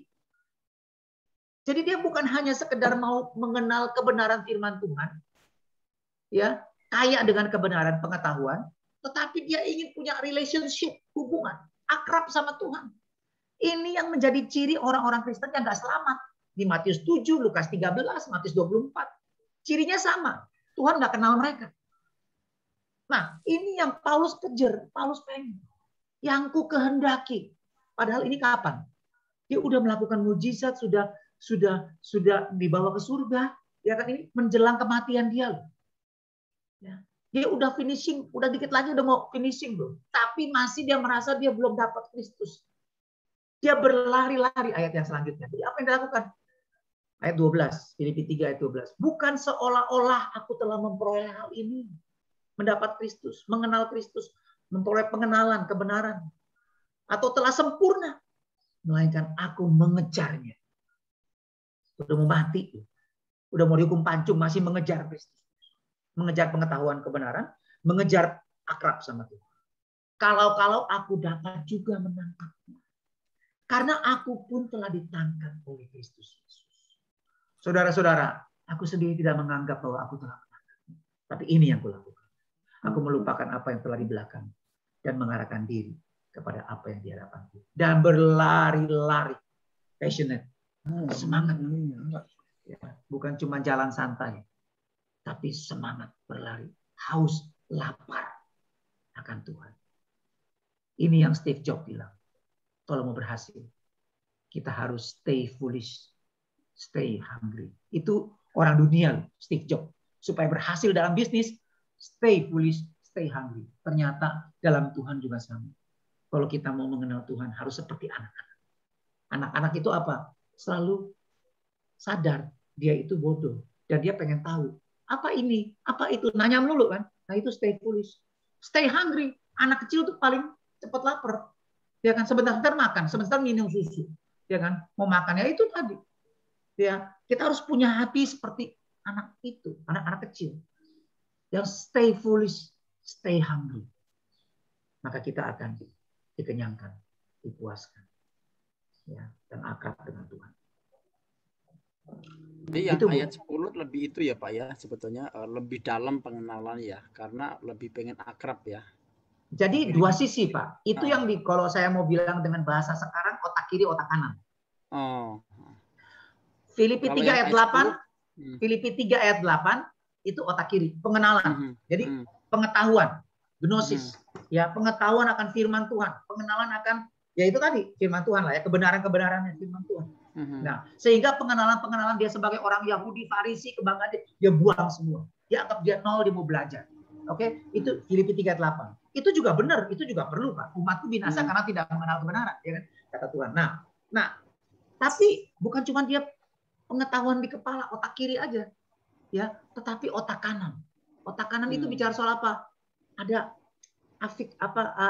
apa namanya, hubungan emosi, hubungan yang akrab sama Tuhan. Ya, itu tadi artinya hubungan kasih sama Tuhan. Ya, kita, jadi itu yang mesti ada di kita, balance. Jadi nggak bisa cuma bilang, oh yuk otak kanan doang, nggak bisa. Kalau gitu ngapain Tuhan kasih kita otak kiri, Pak? Ya justru kalau Tuhan kasih kita otak kiri sama otak kanan, nanti dua-duanya mesti dipakai. Ya kan? Otak kiri itu tadi pengenalan akan firman Tuhan. Filipi 3:8, Filipi 3:10, akrab, hubungan. Ya. Jadi itu dua-duanya mesti ada di kita. Dan itu harus kita apa ya? Punya kehausan terus seperti yang tadi Ibu Yani ngomong. Itu baru normal. Justru kalau merasa gue udah tahu lah, gue udah sekolah kitab, udah ngerti. Justru itu orang nggak tahu apa-apa. Kayak orang Farisi justru.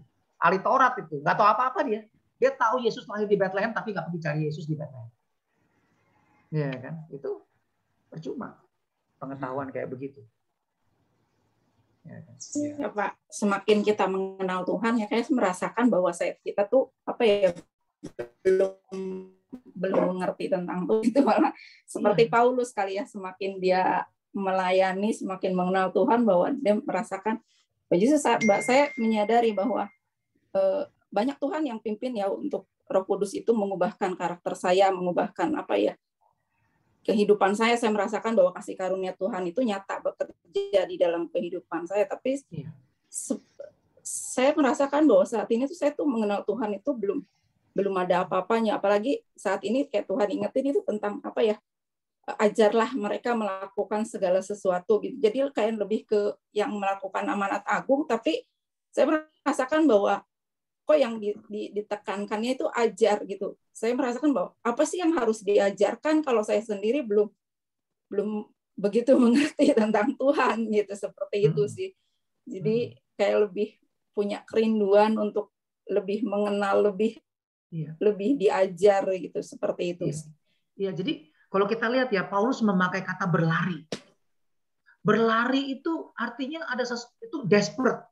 Desperate itu artinya apa ya? Desperate tuh apa ya? Desperate artinya dia udah, kayaknya udah kepepet gitu loh. Kayaknya bukan kepepet ya, dia itu, butuh banget dia. Dia rindu banget. Itu benar-benar orang yang haus dan lapar. Ya, dia makanya aku berlari-lari kepada tujuan. Aku jadi ketinggalan dan saya sendiri, saya semakin belajar, semakin kita melihat Tuhan itu, Tuhan, semakin kita lihat, Tuhan baik ya, baik banget, dan semakin apa ya, hal yang baru gitu, yang baik. Dan semakin saya nggak puas juga sama diri saya. Tuhan, kok masih begini ya? Kok belum begitu ya? Kok banyak kurang ya? Makin tapi ya itu buat saya juga, ya gue harus minta, gue harus semakin lagi, gue harus semakin. Dan di situ saya lihat kasih karunia Tuhan. Ya, walaupun bukan berarti saya enjoy. Saya luar biasa, Pak. Maksudnya gini loh ya. Kadang-kadang saya pikir saya mesti sharing firman, saya mesti ini. Nggak ada lagi deh, habis deh bahan gue. Tetapi waktu saya bersyukur Tuhan ngomong lagi, dapat sesuatu lagi. Saya, wah iya ternyata itu baru lagi ya.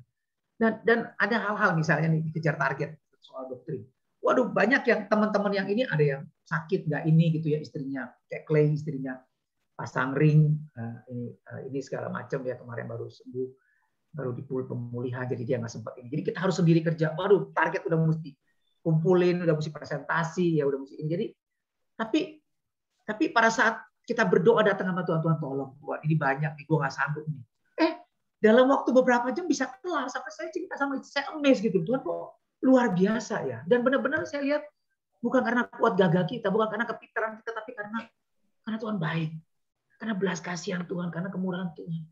Nah terus waktu berjalan juga, ya waktu kita bergumul dengan kehidupan sehari-hari, dengan dosa, dengan segala macam gitu ya. Saya lihat lagi gitu loh, bahwa contoh nih, ada hari-hari ini ada 2 orang yang tanya sama saya. Satu anak muda umur 24 tahun. Satu laki-laki umur 65 tahun. Pak, gimana kalau orang Kristen berbuat dosa terus-menerus? Selamatnya. Apa yang harus saya lakukan? Jujur tentu. Orang-orang jujur dia ngaku. Gimana? Tapi tulus. Ya, yang anak muda 24 jujur. Yang umur 65 dia nggak bilang dia. Ada orang. tapi saya tahu itu dia. Ya, ada orang lain Pak yang kayak gitu ya kan. Tapi ya, dan waktu saya sharing, itu yang saya alami. Ya, itu yang saya dan saya lihat Tuhan itu benar baik. Tuhan tuh nggak pernah tinggalin kita, nggak pernah. Bahkan orang-orang yang ya ini saya mau ngomong begini ya, bukan berarti kita buat dosa sembarangan, enggak ya. Jangan mencobai Tuhan. Ya, jangan sesat. Tuhan tidak membiarkan dirinya dipermainkan. Apa yang ditabur manusia akan dituai. Ya kan? Tapi ada satu sisi, pada saat kita bergumul, pada saat kita ini, Tuhan nggak pernah tinggalin kita. Kita sedang berjalan bersama Roh Kudus. Ini yang harus kita ingat. Jadi ada sisi mengenai berjalan bersama dengan Roh yang saya lihat jarang diajarkan. Dan saya melihat bahwa kita harus jangan kita merasa kita sendiri. Enggak, kita sedang berjalan bersama dengan Roh Kudus.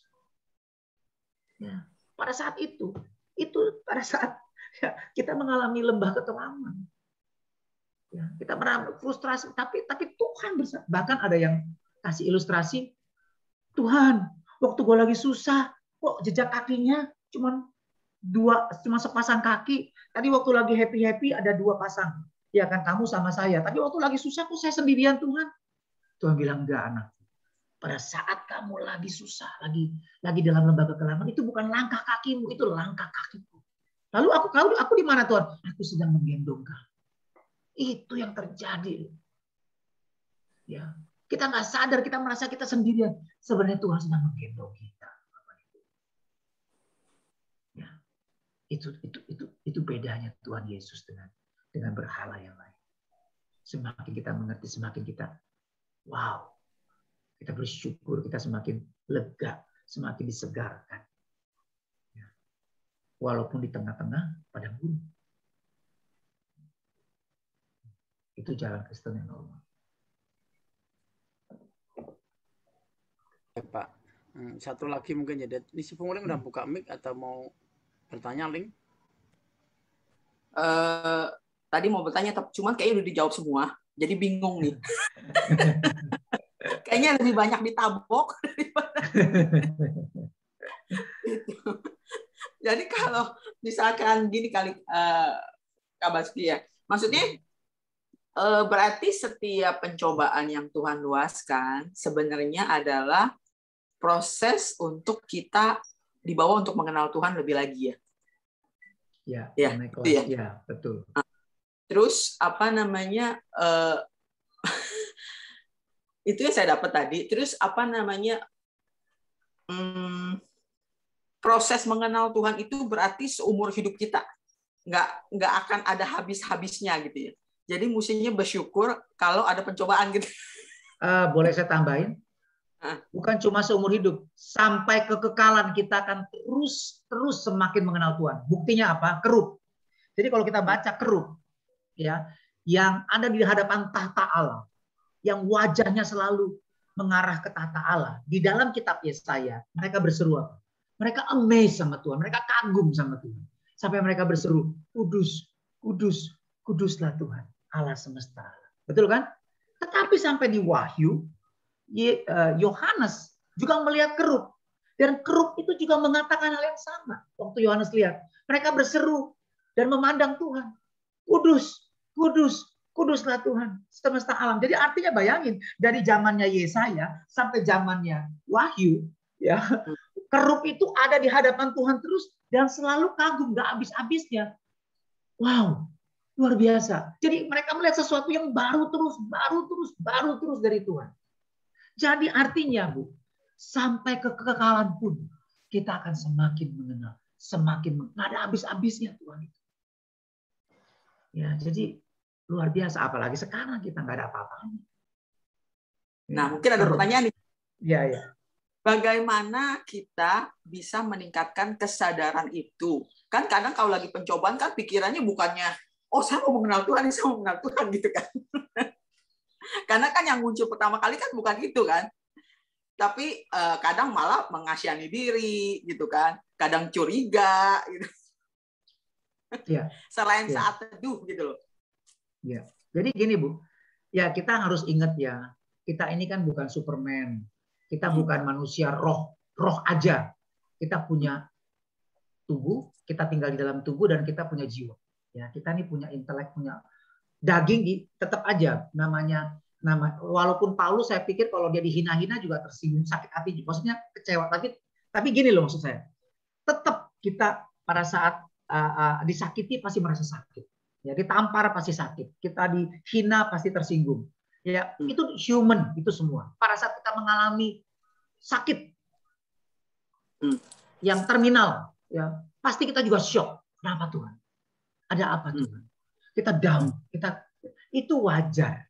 Jadi jangan pikir, aduh gue kurang rohani nih. Nggak ada ya orang yang rohani banget contohnya. Sebutin deh siapa deh. Mother Teresa, apa siapapun deh yang rohani banget deh. Yang kelihatannya kudus banget, mukanya tuh bersinar terus deh, kelihatannya glowing gitu ya. Coba dia, waktu kepotong pisau, tangannya kepotong pisau tajam. Mungkin nggak dia tenang-tenang terus berkata, haleluya, puji Tuhan. Nggak mungkin. Dia pasti teriak, au, aduh sakit, aduh mana obat, pasti panik. Ya kan, namanya juga masih daging. Jadi nggak ada orang yang ya kita kadang-kadang itu tadi ya tanda kutip ya tertipu sama ya itu tadi pendeta-pendeta yang menabur apa namanya itu menabur apa namanya citra apa pencitraan gitu ya. Kayaknya waduh kayaknya nggak jalan di atas tanah gitu, nggak ada, semua sama. Ya, sakit bisa tersinggung bisa itu, tapi begini bedanya. Semakin kita mengenal Tuhan, kita akan semakin cepat sadar.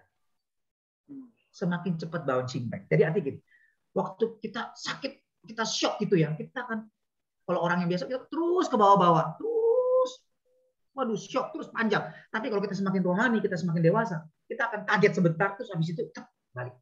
Oh ya Tuhan, saya tahu Tuhan gak tinggalin saya. Gak ada yang kebetulan. Kalau sampai saya kena sakit ini, pasti Tuhan lagi mau ngomong sesuatu sama saya. Ada message Tuhan. Tuhan apa Tuhan? Oh ya mungkin ada yang salah. Nah, ngerti gak? Kita bouncing back-nya cepat. Ya, tapi tetap namanya daging, setiap kali kena pasti akan digebukin. Aduh, akan teriak dulu.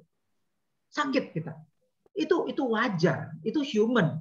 Tapi yang gak wajar adalah terus udah jatuh nggak bangun-bangun, itu sakit, ngeluh sakit terus nggak bangun, ayo bangun, nggak, nangis terus tengah jalan lagi ya, banyak mobil lagi, udah jatuh nggak bangun-bangun, nah itu namanya nggak normal itu, ya kan? Nah mestinya orang Kristen itu yang benar adalah begitu, dia bouncing back-nya cepat, ya kan? Dia tetap kembalinya itu cepat, gitu. Ya itu menunjukkan dia semakin dewasa. Ya saya pikir gitu ya. Ya, terima kasih Pak David. Sama-sama. Oke. Ya, jadi jelas. Ada lagi nggak? Satu orang lagi kalau ada. Silakan. Aku mau nanya deh.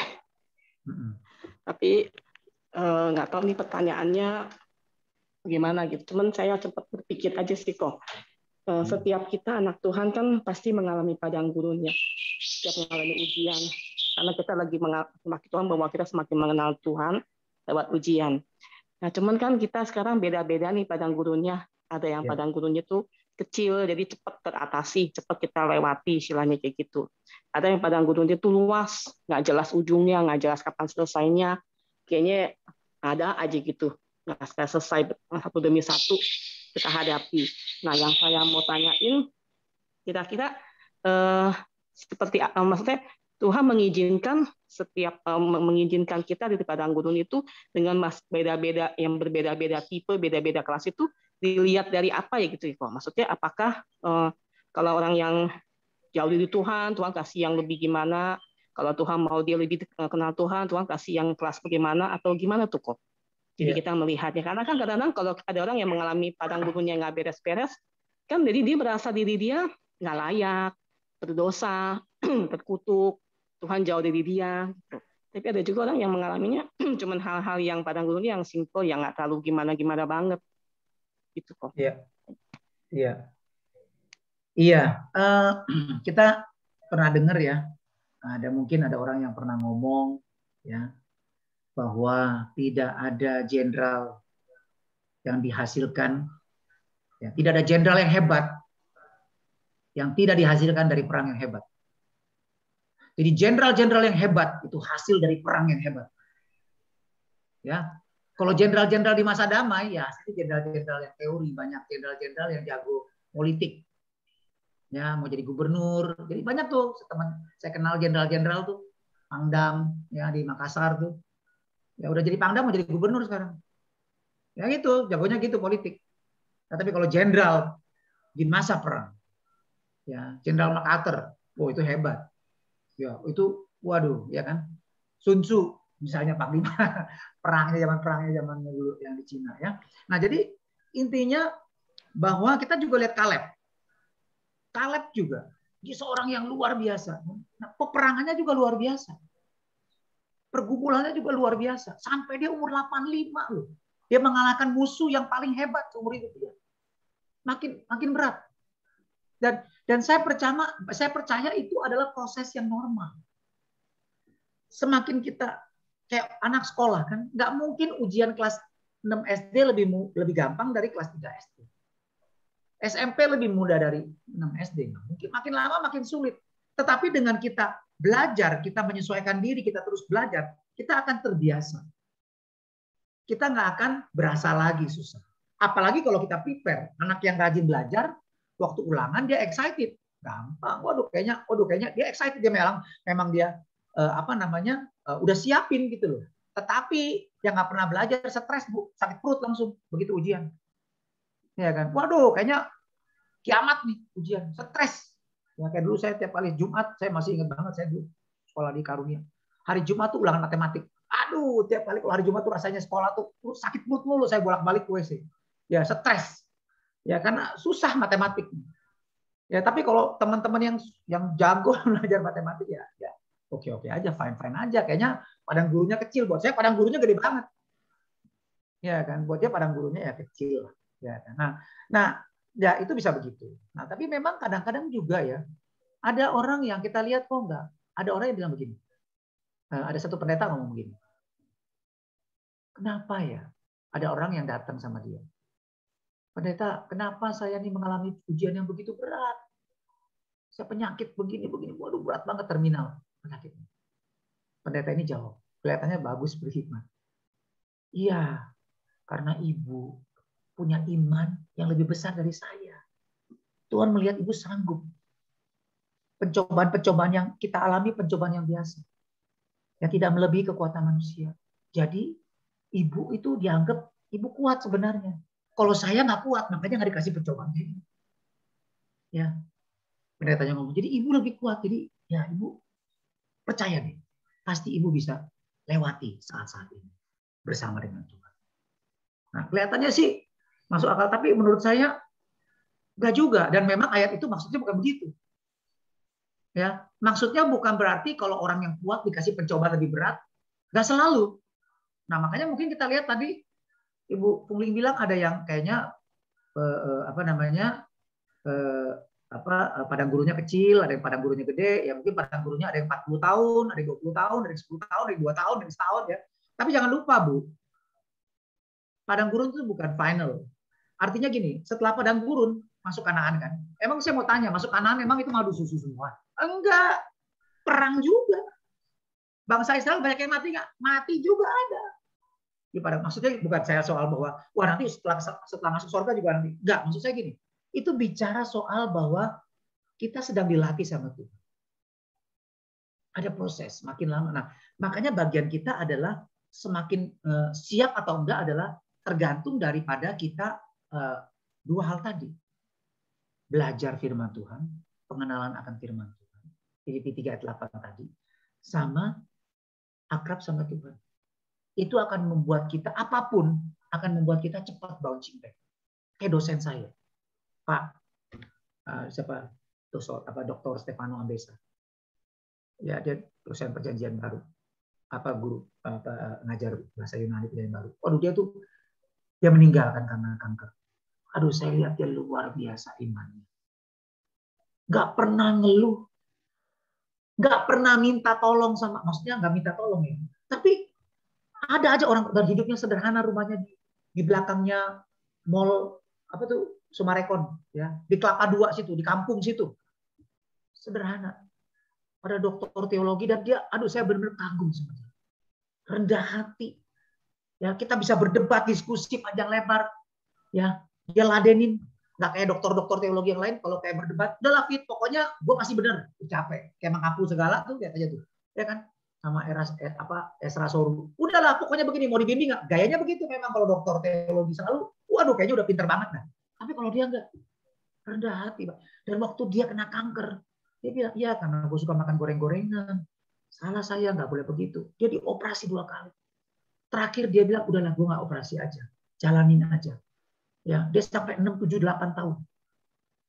Dan saat dia sebelum dia meninggal beberapa hari saya sempat kontak sama dia. Satu, mulutnya itu kanker dia kan kanker usus. Ini semua ya sariawan semua. Tapi dia nggak mengeluh. Nah, maksud saya nih, padang gurun dia juga berat ya. Tapi dia tuh nggak mengeluh.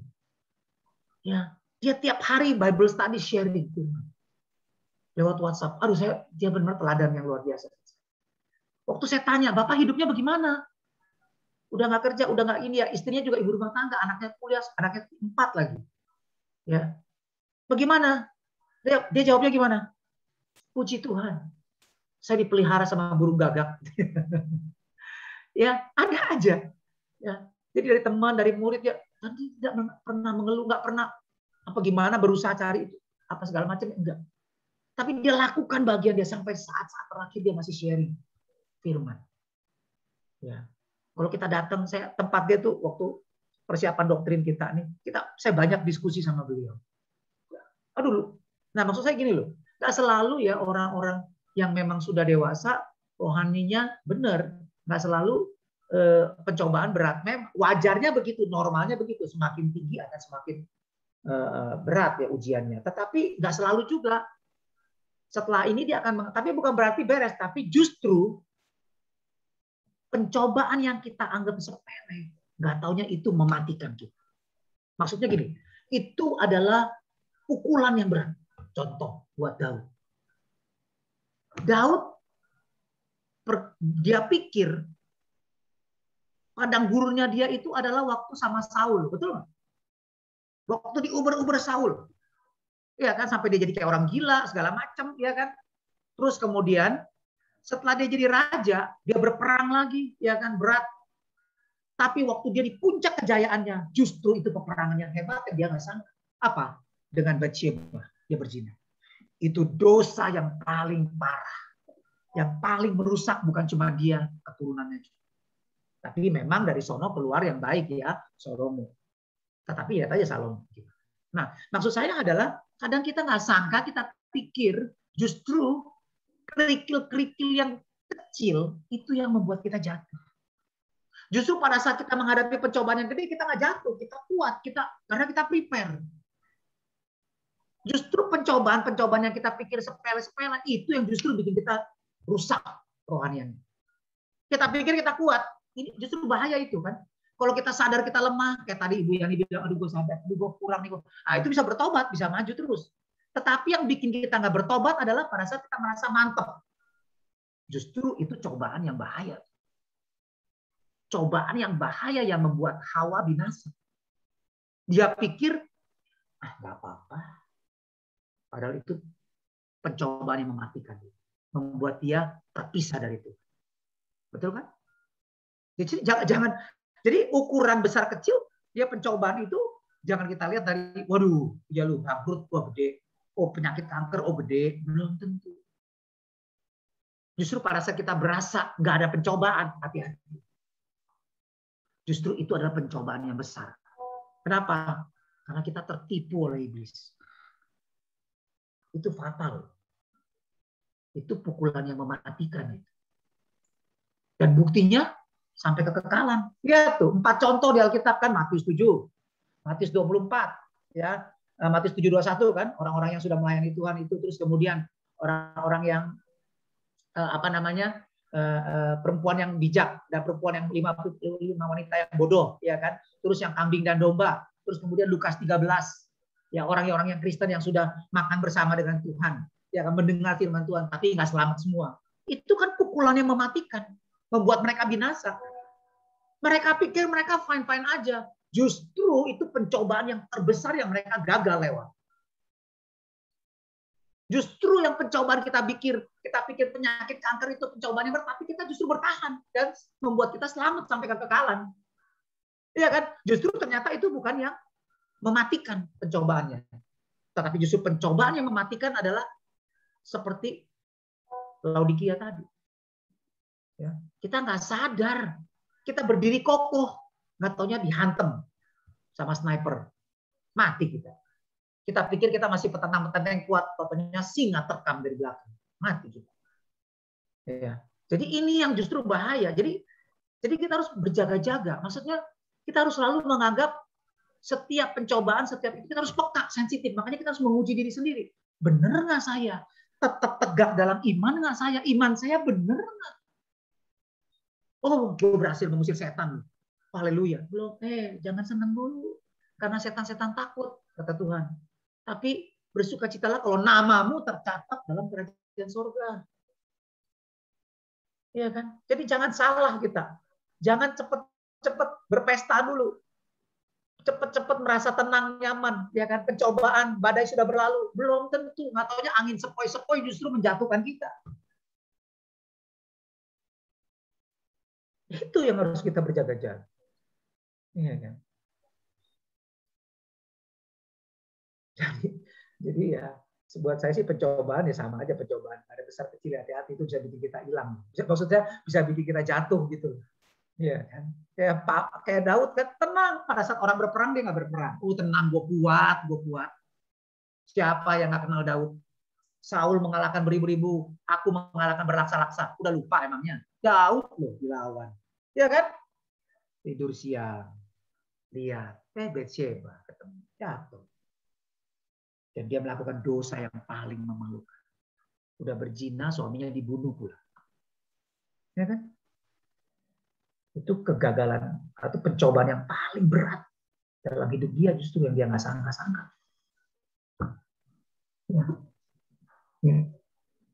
Ya, saya pikir itu sih. Ya, jadi setiap pencobaan kita harus berjaga-jaga, hati-hati. Ya. Jadi itu memang kita setiap hari harus memang berjaga-jaga, jangan lengah ya Pak, apapun ya Pak. Iya. Benar-benar kita selalu menguji diri kita bukan dengan satu dengan hati nurani, kedua dengan firman. Selalu cross check terus sama firman, betul nggak? Jalan saya. Belajar terus, bener nggak? Bener. Jangan sampai, makanya Paulus berkata begini, aku melatih tubuhku sedemikian rupa. Sedemikian rupanya kayak apa? Tahu nggak kayak apa? Kayak atlet di zaman Olimpiade sama Yunani zaman dulu. Itu gila-gilaan tuh latihannya tuh. Mereka jaga makan, mereka latihan, disiplin ketat, mereka pisah dari keluarga, pisah dari tidak boleh sama istri gitu ya, campur. Dia menderita banget, latihan gila-gilaan.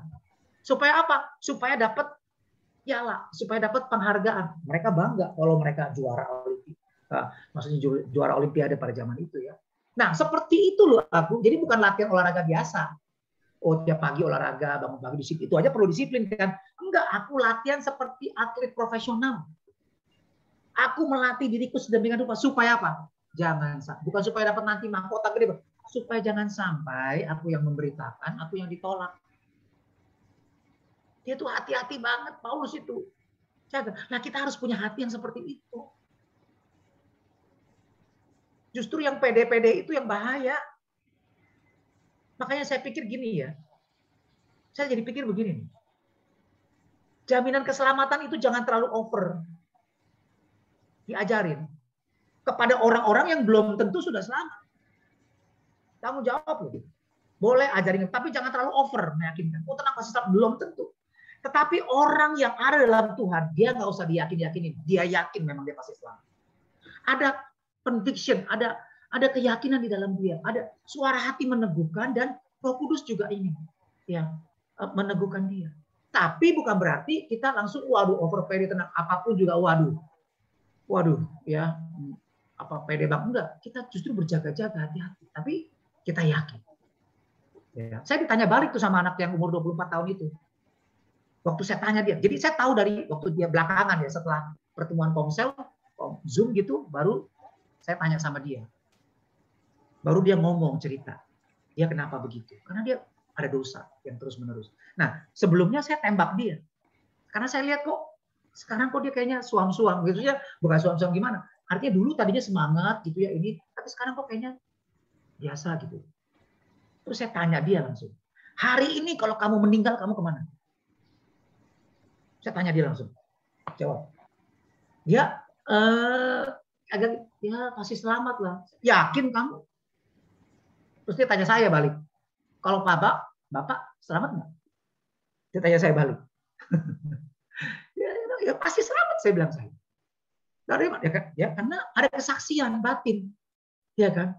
Karena saya bertobat, karena saya nggak yakin saya nggak mengandalkan keinginan saya dan saya selalu mau cari yang benar dan saya minta Roh Kudus ya tunjukin gitu. Dan saya ya pagi malam gitu ya Tuhan ingetin hal-hal yang buruk yang belum benar gitu. Ya, dan saya masih melihat banyak hal yang belum saya lakukan yang semestinya saya lakukan. Tapi saya bertobat dan karena itu saya tahu. Nah, ini yang dimaksud nanti coba dengar dulu saya khotbah bahwa bagaimana membeli dari Tuhan. Nah, orang-orang yang begini yang justru yang bahaya gini, supaya kita jangan tertipu dengan dosa Laodikia. Kita pikir kita selamat atau kita pikir kita beres, kita pikir kita benar, kita pikir kita kuat, ternyata totonya salah. Nah, supaya kita nggak begitu, kita harus membeli dari Tuhan emas yang murni, baju yang putih dan salep. Nah, bagaimana membeli emas yang murni? Baju yang putih. Membeli baju yang putih adalah dengan hati yang sungguh-sungguh harus bertobat.